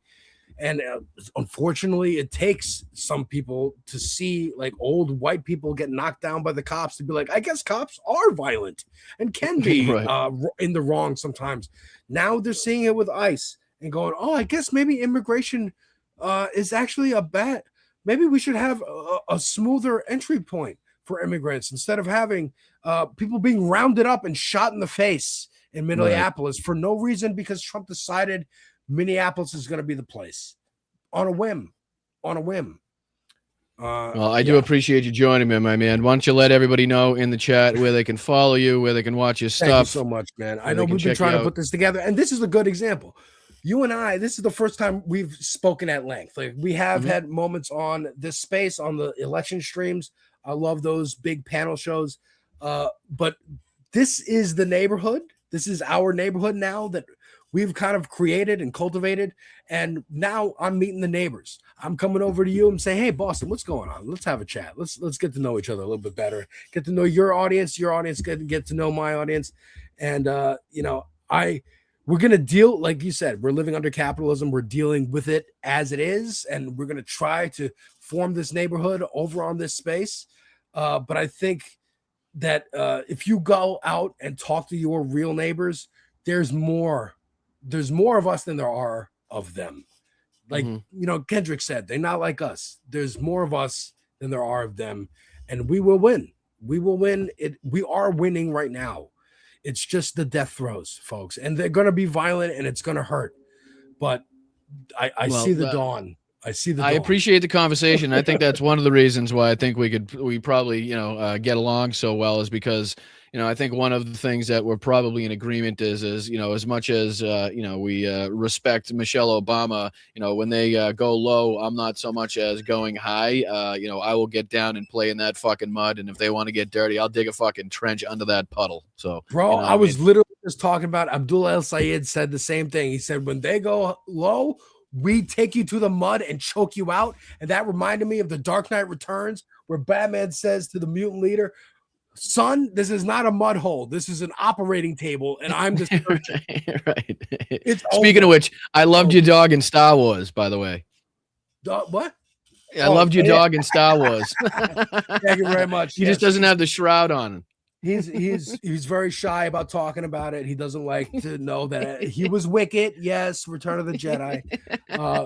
But folks, check me out, Devil's Advocate Productions on YouTube and Twitch. I have an Andor review where I talk about the season 2 of Andor. I love that show. I got my Daredevil review out for the premiere of Daredevil. I got The Boys review out for the premiere of The Boys. There'll be reviews when the seasons are over. I stream on Twitch. Like I said, I'm playing Crimson Desert. Sometimes I'm over here on the computer where you can actually see me and I'm watching videos and reacting like you do while I play a video game because I'm ADD like that. And I'm on Twitter and Blue Sky as Devil's Advocate C, the letter C. So thank you again. Thank you so much for your time. I really do appreciate it. And again, if like I always say, if you ever want to come back on, you get the open invite. And if you got anything to promote or need some help or want to help, need help kicking some ass, just let me know. I'll be more than happy to help. I'm definitely going to have you on the show on this space, man, for sure. All right. I apprioate you. Thank you so much. And enjoy your boys night. too, dude. Hey, don't forget to give the pup a treat for me. All right. Oh yeah, definitely. He's been a good boy. I appreciate you, man. Thank you so much for joining us. Take care. Thank you. Later, brother. All right, let's go. I appreciate Alex for joining me here. Great conversation. I'm sure it could have gone on, but I'm sure he's got to get some food in his belly at some point. I think he was even streaming for an hour or so before this show too. So appreciate you for joining us once again. Thank you to the chat. You guys are amazing. Yeah, we're on this space. Again, every Wednesday, 1 p.m. here Eastern. We're also simulcast onto this space. So if you want to check out this space, I would highly suggest anybody that is not already subscribed to head over there and subscribe. Like I said, it's basically this broader left coalition of different shows that are on basically 24/7. Some are kind of, reruns from other shows that are shown on different accounts. Others are live like mine every Wednesday. So it's just kind of, you pick and choose your flavor. It's all ice cream. We're all talking about similar things and similar topics and stuff like that, but it's all coming from different angles, different people with different, lived experiences, different backgrounds and stuff like that. So again, a lot of great creators. I'm honored and really appreciative to be asked to be a part of it. So I appreciate you guys supporting that. Thank you to everybody that came over here from, that may watch Alex for joining us over here, subscribing over here. And again, thank you to the Blunt Politics chat for your welcoming nature. Let's just say. What is that? I forget. What is that breed? Rocks. What is that breed? I'll have to ask the next time. Oh, he's in the chat. I see him in there. What breed is that again? Alex, let us know. Chat's questioning the breed of your dog, so they're just kind of curious. All right. So Great conversation. Obviously, leaves us with a little bit of time before we have to get out of here. There was a bunch of stuff that I had pulled up for this evening, but obviously, when great conversations continue, you're going to have to make room for them. That's just what happens. But, there was some other things that we could talk about. There was a couple clips I have here from James O'Brien. There was a United 24 clip that I had here. There was a couple from earlier show, the show earlier that we didn't get to, that I wanted to dive into. There was one from Fetterman, but I don't really feel like getting, we don't have to deal with Fetterman. I mean, it's just, I was going to rip him a new asshole. But again, I feel bad doing that to somebody that is clearly not cognitively there at this point. I don't, but I mean, as far as Fetterman's concerned, but it's just, I'd rather not waste anybody's time with John Fetterman and Maria Bartiromo this evening. If that's okay with everybody, I'm sure nobody's going to be banging down the door asking me to play John Fetterman's clip. So I think we're okay as far as that's concerned. What else do we got here? We got this clip. Let's start with this one because this is from the Associated Press, right? Let me throw this on your screens here. Throw that up there. Throw that up there. No, put it up. Where'd it go? Add to the stage. There you go. All right. So this is from the Associated Press, right? And you know how we've been talking about, there was the woman at the Pennsylvania gas station that voted for Trump 3 times and, didn't care about January 6th, didn't care about all the sick and disgusting things Donald Trump has said about women in the past, didn't care about all the cons and frauds that Donald Trump has perpetrated, didn't care about all the racist and bigoted and homophobic shit he said and been involved in with his family and his father and all that shit. None of that shit was enough to get them to stop supporting Donald Trump, but apparently the exorbitant gas prices and how quickly the gas decided to jump up in price was enough for people to come to their senses and see the light all of a sudden. Again, I just really struggle to find empathy and compassion for people like that. It just seems so self-centered and kind of self-serving in that regard. Like, you obviously don't give a shit about anybody else. It's not like the plight of other people that got you to see the light. It's the plight of you and your fucking gas tank and your wallet. So fucking beat feet. There was also, again, we showed a clip of the construction company down in South Texas that somehow thought it was going to find itself in this protected bubble when it came to DHS and ICE and mass deportations having a huge impact on his business, the workers that he could get, the amount of work that he could do, having a huge detrimental effect on his company. It's I have little to no empathy and compassion for people like that. You honestly thought you were going to be the exception to the fucking rule in South Texas? You didn't think the mass deportation talk was going to have an effect on you? Sorry, not sorry as far as that's concerned. Well, here's another one along the same lines. This is kind of depicting the shock and the horror of people in West Virginia when they get their utility bills. It says utility bills are exceeding mortgages in West Virginia despite Trump's promised cuts. And again, it's just really difficult for me to have empathy and compassion when you take a look at the kind of the voting record in recent elections here from West Virginia. We've gone from the year 2000 where it was basically generally we'll say, to kind of generalize, a 50-50 split, right? 45 to 51 as far as that's concerned, based on Democrat votes for Democrats and votes for Republicans. And then you go to 2004, gets a little less, 43% there for the Democrats, 56 for the Republicans. 2008, 42, so even less again, and that trend continues. 2012, 35%. 2016, you got almost 70% of the state of West Virginia voting for Republicans. Obviously, Donald Trump in that election. 2020, another 68.6% of West Virginians voting for Donald Trump, and then 2024, and even 70% of them voting for Donald Trump in the presidential election. So it's to what extent you expect me to feel bad for your fucking piss poor voting choices, for you being, gullible and dumb enough to be lied to. I mean, I understand to some extent where, I do inevitably have some compassion for people because of the amount of money that has been spent. Again, the billionaire players that are behind the scenes controlling these fucking different media outlets and papers and magazines and stuff, the amount of information they've pumped out there. I understand, it's effective. We've seen that in the past, how effective it can be to sway an entire population, or at least, a large amount of the population into believing a certain shit, or even if they don't believe in it, going along with it and not calling it out. So we know how much propaganda works. It's just, again, I'm not out here trying to be, empathetic and compassionate to people that voted for this themselves, right? They kind of brought themselves into this, they're by their own fucking stupidity. And again, let me just throw this on the screen. This is just the AP talking about how the West Virginians aren't too happy with the utility bills that they've been getting. See if we can dive into just a minute or two of this. $1,218.67. Yeah, for one building. The rising cost of utilities definitely does have some effect on the reason we're going to just under one roof. After we went through our first year, we looked at the electric bill, we looked at the rent, we realized we were not going to make enough money. So we had to raise the rent. And that was what started a lot of the rift with the West Virginians, that we were going to have to raise the rent when they had had camping the same way for so many years. You're getting $1,300 to $1,500 bills for electric. And West Virginia has decided that they're going to run on coal for at least 2040. You don't have a choice when it comes to electric and water. And so, you can't decide to just not have electric for that month. We're seeing businesses lock up, businesses are closing.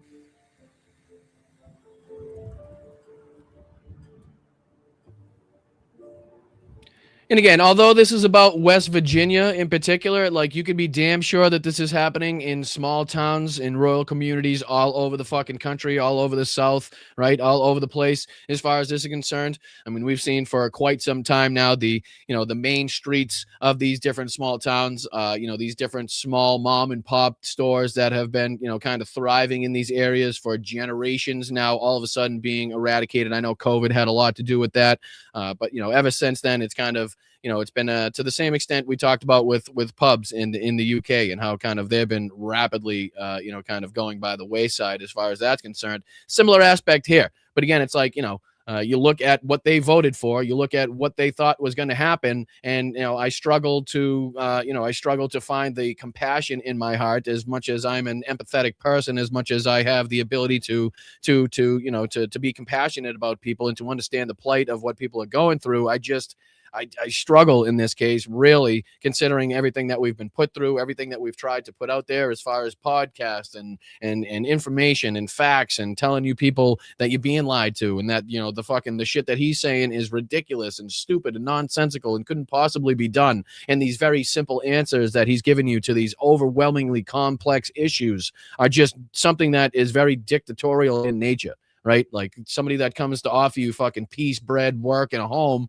like, you're going to think that, like, okay, the geopolitical circumstances that now we're facing are going to be a little bit more kind of detailed than that. It's going to be a little bit more nuanced than you just coming in and giving us kind of bread and work and peace and shit like that. Like, obviously, you're going to have some more detail involved in that, which is why, again, that saying exists in the first place. Beware of somebody that, tries to give you very simple solutions to very complex issues.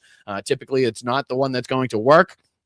And that's kind of, just one of the lessons that we've learned so far. But, stuff like this, very sad to see. Very sad to see. And I'm sure it's been taking place for quite some time, even to some extent before COVID, right? The wealth inequality, the wealth gap that we've seen has been ongoing for generations. So this isn't something that is like just overnight something taking place, or even, post-COVID. This is something that's been taking place for quite some time. I try to stay so positive and look towards the future, and bigger plans, but sometimes. All right. So again, I can only take it so far. It's shit like this that absolutely does tear at your heartstrings. Okay. It absolutely does pull out the emotional side of this whole thing. And it does show you how much this is impacting our, different communities all over the place. So again, I'm not completely fucking soulless. I'm not like devoid of all kind of empathy and compassion whatsoever, but it's certain subjects, it's certain kind of positions in which that you kind of, you actually get down to the nitty gritty of the subject and figure out that, these people are just, people that have been lied to for a long time, people that have, either watched the wrong news, grown up in the wrong society, been a part of the wrong crew or clans or whatever. And no, I don't use the word clan lightly as far as that's concerned. But again, you know what I mean? It's like, it's hard. It is hard, but I'm not totally inhumane as far as that's concerned. So sad, walking down there, seeing it. From here down, was counters. I had. And again, I'm right hand up accountability. I don't know what this woman's voting record was. I don't know what her political affiliations were or anything like that. So to what extent that I'm calling her out for the voting record of West Virginia. I want to make it known. I don't know if they even say in this entire clip, what side of the aisle she's on. Cream freezer, and then I had my bakery case. What happened? I was getting ready. Like I had a bunch of stuff made up and everything and was getting ready for Valentine's Day because holidays were $700 to $1,000 days. So I would have had the money if I could have just got 2 days, just 2 days. We closed down on the 12th. The electric being so high made me struggle on pretty much everything else. Once I got behind, it was like I could not dig out of that hole. And every time I would pay, I mean, what a kick in the teeth, right? I mean, again, let's just assume for the sake of this podcast, for the sake of this clip, that she did in fact vote Republican. She did in fact vote for Trump. She did in fact believe the promises and the lies that he was out there telling, as far as cutting your energy bills in half and ending all the wars and no fucking foreign wars, no regime change, and the peace president and all the bullshit, right? Like, it's got to be a huge kick in the teeth for her to then, just over a year into Donald Trump's second term, a year into when those promises are supposed to be fulfilled, having to shut your doors, having to close your business because of the increase in the energy bills, right? Not only have they not come down, not only have they not been cut in half, but they've fucking doubled, tripled, quadrupled in some areas. You know what I mean? And it's got to be, to a large extent, I'm sure, a huge wake up call to a lot of people as well. And again, I don't know what the political background affiliations is to this woman or her affiliated business to this clip. I'll make that known again. big lump sum, then the next bill would come in and it would be even higher. We're in the Antique Mall, Ravenswood Antique Mall. And we are coming back to my booth where I'm going to have some of my baked goods. At one point, I had 5 employees. 3 lost their jobs the day that I closed because I was down to 3 for the winter because I knew. And we lost our only source of income at that time. 14 months ago, we opened up this small gallery here, which is only 1,900 square feet. We just love it here. But the problem is we're getting really beat up with the high energy costs. This small gallery, I keep the temperature down kind of low. And I like to say that I got a good nose on my face here, and I'm just going to go out on a limb and say that this guy is not somebody that voted for the Republicans, not voted for Donald Trump. And again, I could be wildly incorrect on that one, but I'm staking at least a little bit of the $17 I have in my wallet on that one. $700, $800 a month. The power company, I've called several times, and I told them, look, I'm a senior citizen, I'm 71. I'm an artist and I have a gallery and I'm trying to help the community. Is there any program that can help us to help our community? She says, I'm sorry, we really don't have that. And your rent for the commercial space here is how much? It's only $600. It's $150 to $200 less than my power bill. I mean, that's just absurd, right? I mean, it's absurd to suggest that at any rate, anywhere in the country that you should be or are paying more for the energy that you're using, more so than the rent or the mortgage that you're paying on the house or the establishment that you're now occupying. I mean, it's just, again, to give like a brief glimpse into, just how bad it's gotten, just how bad it's become, especially in places just like this in rural America, down south, and these places that are obviously more widely known for being less affluential, less profitable, and obviously use more of the the government subsidies, the government's kind of funding to continue to function, as opposed to a lot, if not all, of the blue states that exist in these good here United States of America. But I just thought it'd be kind of poignant to play that for you guys, because again, it just falls right in line with the rest of the people that just seemingly couldn't see through the fog, right? Just couldn't see the fucking forest through the trees, no matter how much we tried to tell them. No matter how much we tried to kind of beg and plead with them or debate with them on different social media sites or whatever the fuck it may be, right? Coworkers, friends, family, no matter how much we tried to reason with them. And again, this is a generalization. Not everybody. I'm sure you guys, to a large extent in the audience, have had somebody in your life kind of come around, have listened to what you've been saying, hopefully. But you know, it's tough to see. It really is. Again, I'm human when it comes down to it. But it's just, you know, in the same breath, it's really difficult for me to find the empathy and compassion for people that, again, just totally disregarded all of the warning signs, did not listen to fucking anything that anybody that had something to say against their beliefs or policies or what they were being told had to say. So again, it's just, I'm sure that's going to take some time to work through. I'm sure I could rip an ear off of a therapist, a therapist's head at some extent.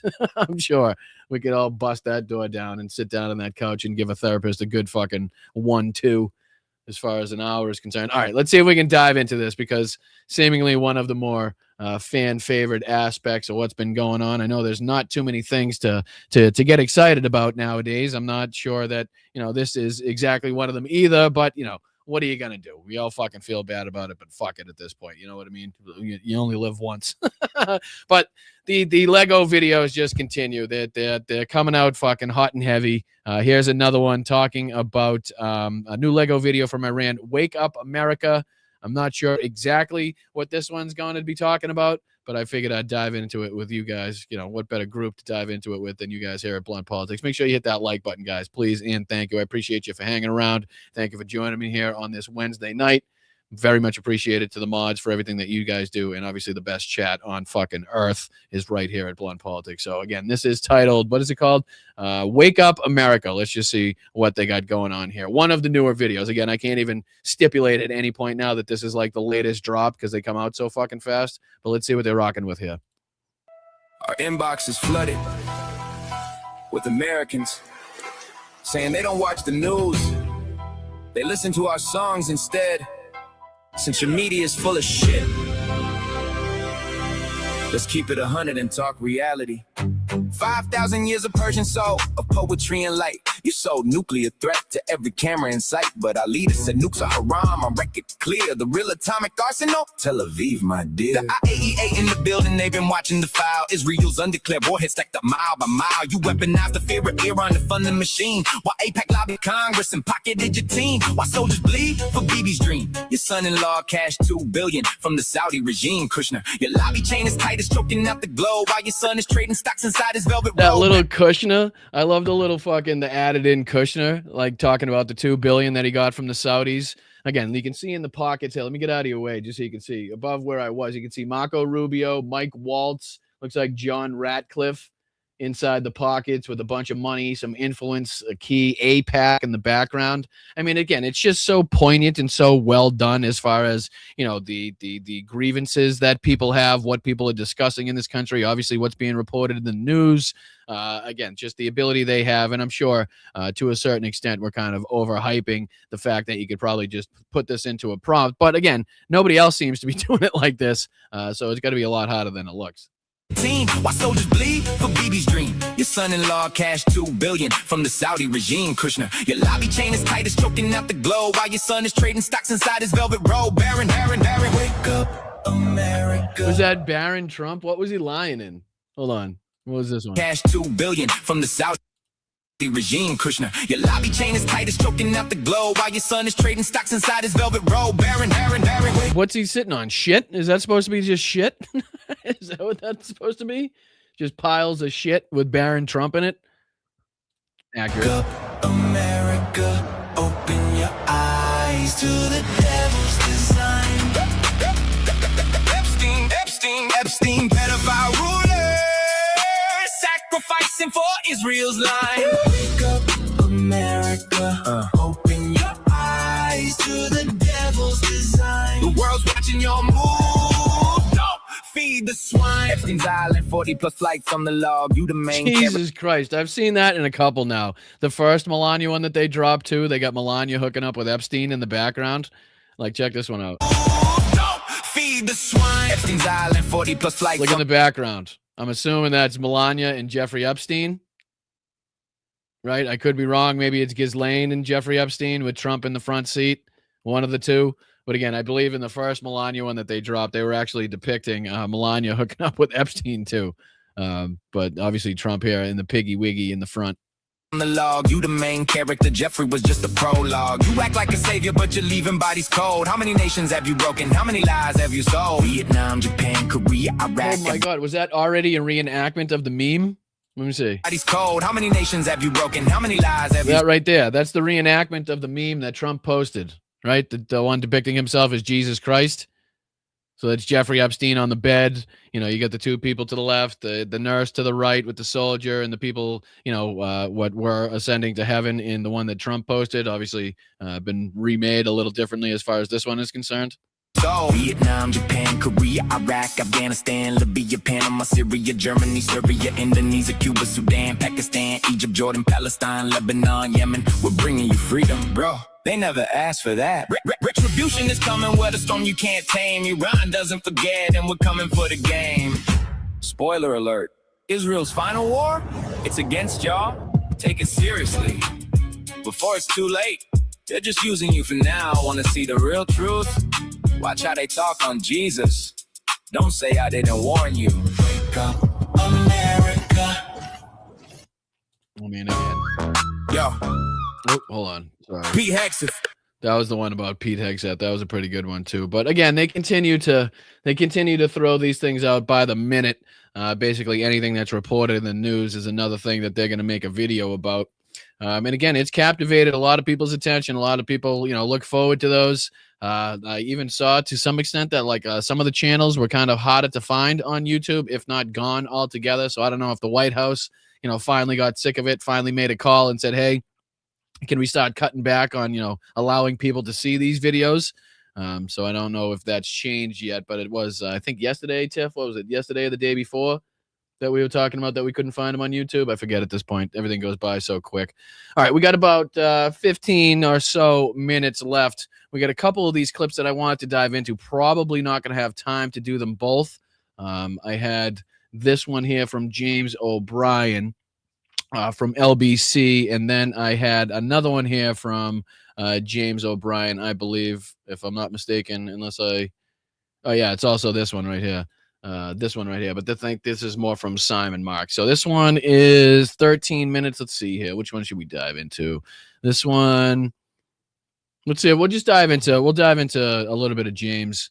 And if not, we'll pop on to a little bit of what Simon Marks had to say. This one's titled James O'Brien Returns from Holiday to Find the World on Fire. And then the other one is Iran Can Sense Trump's Desperation by Simon Marks, who is, I think, the Washington correspondent to LBC, or at least James O'Brien's program there. So, all right, let's see if we can throw on a couple minutes of what James O'Brien had to say coming back from his holiday and seeing, again, the craziness. Probably going to be talking about, you know, Donald Trump going after the Pope and stuff. Let's see what he's talking about. We've got no idea how the US Navy will control the Strait of Hormuz. It's about 20 miles wide at its narrowest point. What will it do to ships that continue to, will it blow them up? The reason I mentioned to you a moment ago that we used to call pirates privateers is because one person's perception of what piracy is going to be very different from another person's, depending upon whether they are doing the attacking or doing the being attacked. So many great figures from British history, the kind of Ladybird school of British history, beloved of Brexiters, essentially lionizes and champions people who would be, under any definition written by anyone other than Brits, would be pirates. Francis Drake, I suppose, most obviously. Yeah, Queen Elizabeth sanctioned all sorts of assaults upon foreign shipping in order to line the pockets of the British Treasury. What was the other one there? The Dutch, the East India Trading Company? Was that one of them? And, you know, good luck to her. But one man's pirate is another man's privateer. And you now have the United States of America threatening to undertake acts of piracy against a state that is essentially undertaking acts of piracy. Charging $2 million to travel through these waters is in many ways an act of piracy, and stopping ships that have paid $2 million to travel through these waters is in many ways an act of piracy. Which is very similar to the clip that I tried playing on the show the other day. I don't know if we actually made it to that specific part where JD Vance was on, I want to say with Fox News. And he was basically caught in a moment where he was talking about what the Iranians were doing. And I'm paraphrasing, just basically was calling it terrorism.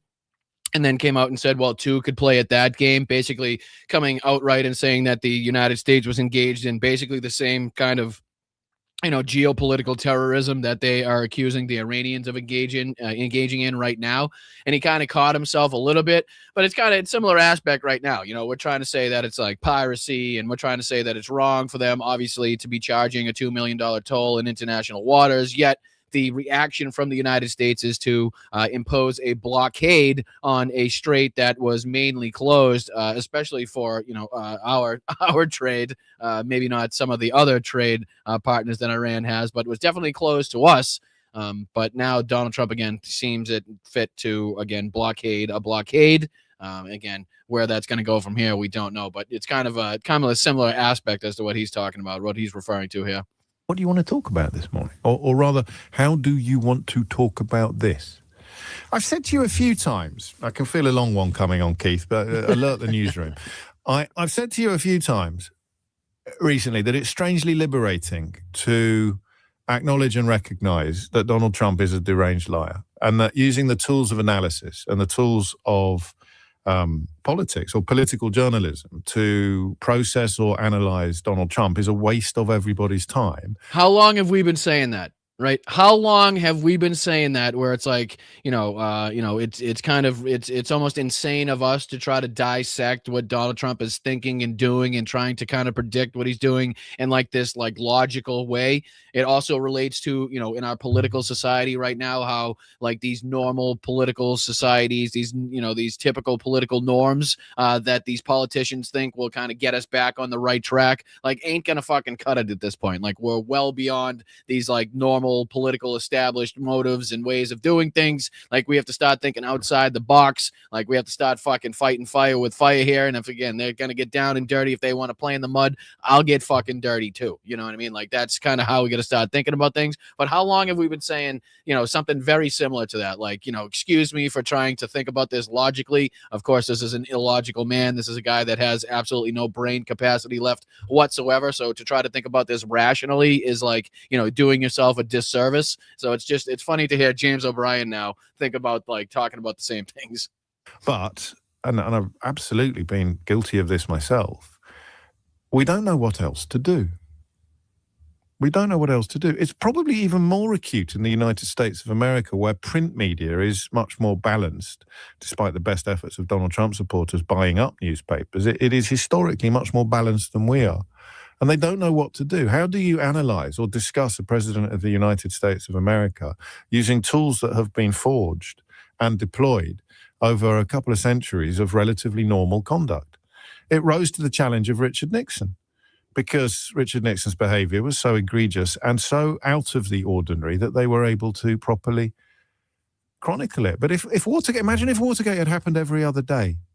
Imagine if there had been a Watergate every other day, and that Richard... That's the Steve Bannon effect. That's exactly what he's talking about. A Watergate every day. This just fucking onslaught of bullshit, this onslaught of propaganda, this onslaught of just eradicating, again, the political norms that we're used to, eradicating, these agencies and societies that we all fucking rely upon, these different fucking, governmental agencies that are meant to help, the less fortunate or marginalized communities, whatever it may be. Like, go in there and fucking take a wrecking ball to all of it, and inevitably they won't be able to put a stop to it, right? It's just going to be like this Watergate a day. If you do only one of them, right? If it was just January 6th, right?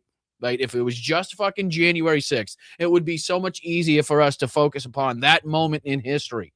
Right? If it was just that one thing and it wasn't the ongoing cheating that they're trying to perpetrate behind the scenes in our elections, if it wasn't, the shootings of American citizens in broad daylight, if it wasn't the over 1 million Americans that paid the ultimate price because of this fucking coward's inability to recognize the danger of COVID, to react to it, whatsoever, to get his people to believe actually in the vaccine and how beneficial it could have been in saving a lot more lives compared to what we lost in that. I mean, all these things that we could add up now. I mean, all of the it's crazy how much it filters down, and you're hearing it now, like in the same tone. Nixon was supported. Sorry, let me throw it back at the screen. My apologies. By the people that owned the Washington Post. If the owner of the Washington Post, when Richard Nixon was caught up in Watergate, was busted for Watergate, had been a big donor, if it had been somebody, I mean, imagine if Elon Musk had been the owner of the Washington Post and Richard Nixon had been his favored candidate. Would Watergate even have resonated in the way that it did? I'm not sure it would. And then you'd have had another Watergate the next day, and another Watergate, and another Vietnam. They could have had a Vietnam. They could have claimed that they won. So fucking true. It really is. It's so fucking true here. And it's exactly what we've been kind of warning against. Again, the whole, I hate to sound like a broken record, but the whole Steve Bannon effect, like he's the one that's, famously made that, put that out there into the zeitgeist. So that's, kind of what it's associated, who it's associated with. But, to a large extent, they've all used this tactic, just continue to hammer away at the bullshit, never admit defeat, never admit when you're wrong, always obfuscate, always defend, no matter what. Just kind of point the finger back at the other person. What about isms? What about Biden? What about this? What about Obama? Anything that they could possibly pull out, just completely flood the zone. Flood the fucking, flood the entire, all of these platforms with all this bullshit and this craziness and everything that, would, obviously spike people's attention and get people animated and, evoke emotions from people. And that's exactly what's taken place. And it's like, would this, if it was just January 6th, it'd be so much easier for us to just point back on that one moment and be like, look, obviously we told you so, but there's just so much more that we have to contend with on a daily basis, way above and beyond that. Even since that, and continues on a daily basis, that it just makes it that much more difficult to try to stop the bullshit and to stop all of it from filtering through and having some sort of detriment to our society. So very, very kind of poignant there by James O'Brien. Here's another clip, just kind of trying to fly along here before I have to let you guys go. Also from the James O'Brien show, but this is where he's talking to the Washington correspondent, Simon Marks. And Simon Marks is talking about how Iran can sense Trump's desperation. So I just want to see, what he's talking about and what he's kind of referring to. I think he plays a clip here from the Maria Bartiromo sit down, if I'm not mistaken. Is this the one where I want to play from the, I think this is the beginning, if I'm not mistaken. So I'll play this from the start. All right, let's see if we can dive into this one. Again, Simon Marks on with James O'Brien, Washington correspondent for LBC, talking about how Iran can kind of smell the desperation on Donald Trump, something that is consistently showing in all of Donald Trump's True Social posts. Anytime he's in front of a camera or microphone, everything that he's trying to say is everything's A-okay, and we've completely eradicated their military capabilities. Meanwhile, we still are apparently in a chokehold as far as the Strait of Hormuz is concerned. So let's see what they have to say here. I think we should probably start with Iran, James, because it has become apparent over the last few hours that there is going to be another round of talks that is expected to take place in Islamabad. The president keeps saying that it could occur within the next couple of days. I mean, my understanding from a colleague in Islamabad is that the Pakistani prime minister is actually not in the city and won't be back until the weekend. So I think we are probably looking at the weekend for talks to occur. Vice President J.D. Vance, and let this sink in for a moment, said last night that what President Trump is looking for is to strike a grand bargain with the Iranian government. He's looking for a grand bargain with the brutal, murderous, some of his supporters say Nazi-style government of Iran that back on March the 1st, hours after the US and Israeli military action began, the president, of course, was insisting the Iranian people should rise up and topple. Now is the moment for action, he said. Yeah, it's gone from regime change to, take over your own government, to unconditional surrender, to now all of a sudden it's like, now we'll give them some sort of beneficial agreement. And now no matter what we do, seemingly, unless Donald Trump inevitably, goes forth with putting boots on the ground, or again, this blockade kicks off somehow with action against the Chinese ship, or action against, you name it, a ship that, isn't friendly with the United States, and it kicks off, even further, it's really not going to have the effect that he wants it to have. It's just, we consistently have to sit here and be like, no matter what we do, the Iranians are going to come off with more leverage. They're going to come off with more power on the international stage, whether it's, through the tolls that people are going to have to pay or, whatever it may be. People are going to have to respect not only their ability, but also their willingness to control that strait. If in fact, somebody else in the region or Israel doesn't stop with Hezbollah, whatever it may be, again, they have that, the ability to strike, and everybody now knows that and has to kind of fear that to a large extent, regardless of the elimination of their Navy, regardless of the elimination of their Air Force, regardless how many fucking 10 or 15, 20,000 targets have been eliminated. It again, doesn't seem to be having any effect as far as, eliminating this factor, eliminating this control over the strait. An historic opportunity for Iranians to take their own fate into their hands. All of that now appears to be over, and the president has spoken in an interview recorded yesterday afternoon, but broadcast here this morning at breakfast time to Fox News. He was asked by reporter Maria Bartiromo to explain to his own MAGA base, the America First audience that largely tunes in to Fox News, why on earth he had decided to engage in this military excursion, as he often likes to call it, to Iran. I had to divert, because if I didn't do that, right now you would have Iran with a nuclear weapon. And if they had a nuclear weapon, you would be calling everybody over there, sir. And you don't want to do that. Well, you keep saying was. Is this war over? And not only that, but of course, as we know, Maria, no journalist whatsoever. But if she was even an eighth of a journalist, she would be like, well, that also doesn't make sense considering you told us just, I don't know, 7 months ago, 6-7 months ago, that you completely obliterated the Iranians' capacity and ability to have the nuclear weapons. To make them.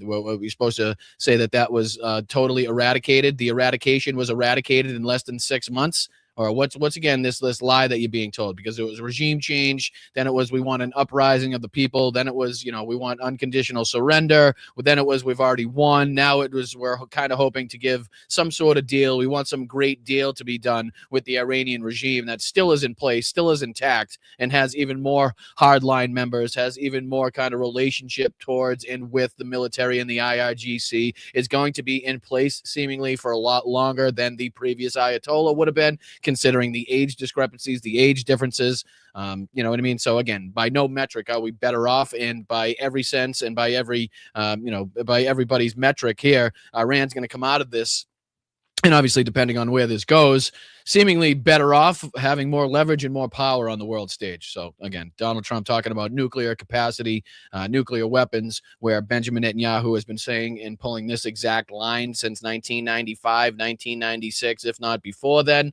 And again, it's been 2 weeks, it's been 2 days, they're in 2 months, they're going to have 90% capacity. In 90% capacity, they're going to have 2 months. I mean, they've tried it every which way. And again, it just continues to persist on with this bullshit of just believe us, trust me, bro, they're going to have a nuclear weapon any fucking day now. If not 10, they might have 11, but it's going to be 2 weeks. It's going to be 2 weeks. I think it's close to over, yeah. I mean, I view it as very close to over. You know what? If I pulled up stakes right now, it doesn't sound good, huh? Doesn't sound good to me. Sounds like he's either got some sort of cold, a cough, some sort of fucking chest infection, something like that. But you can hear the raspiness in his voice, unless this is just really late and apparently the voice has left the chat with his mind for the day. I'm not sure. 20 years to rebuild that country. 20 and we're years. not finished. We'll see what happens. I think they want to make a deal very badly. Is the president really indicating that from his perspective, this war may well already be over, and insisting that he has accomplished something? I think they're a huge... What, though? And again, we'll leave it there, but to what benefit? Right? Again, say that he does seemingly go through with some sort of peace plan.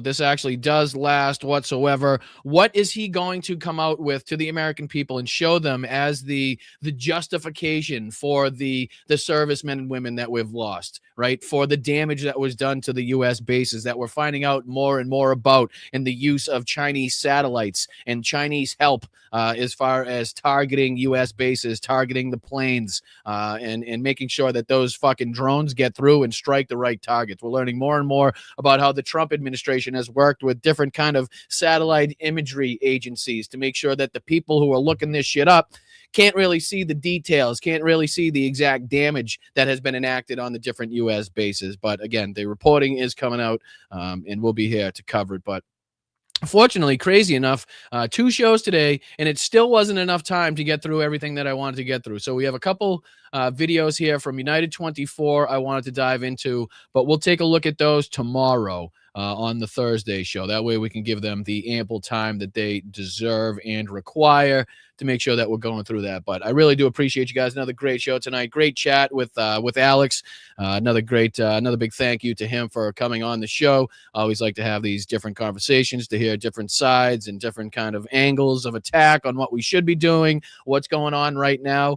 It's always good to hear kind of, a take that you're not used to, or somebody that you haven't spoken to before that has, similar beliefs, but is coming at it maybe from kind of a different angle, having a different, background, different upbringing. All those things are beneficial. So what do you say we get into thanking some people here? If there's anybody kind enough to send over $1 or $2 on the old Venmo side of things, that's who's going to get a thank you right now, as we do at the end of every show.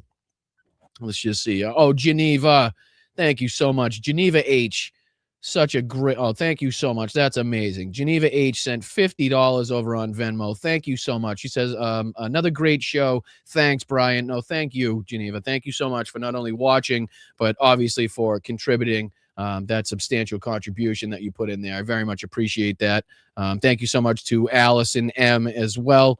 Allison M with the Let's Fucking Go with the Lobster. Thank you so much, Allison, for your contribution.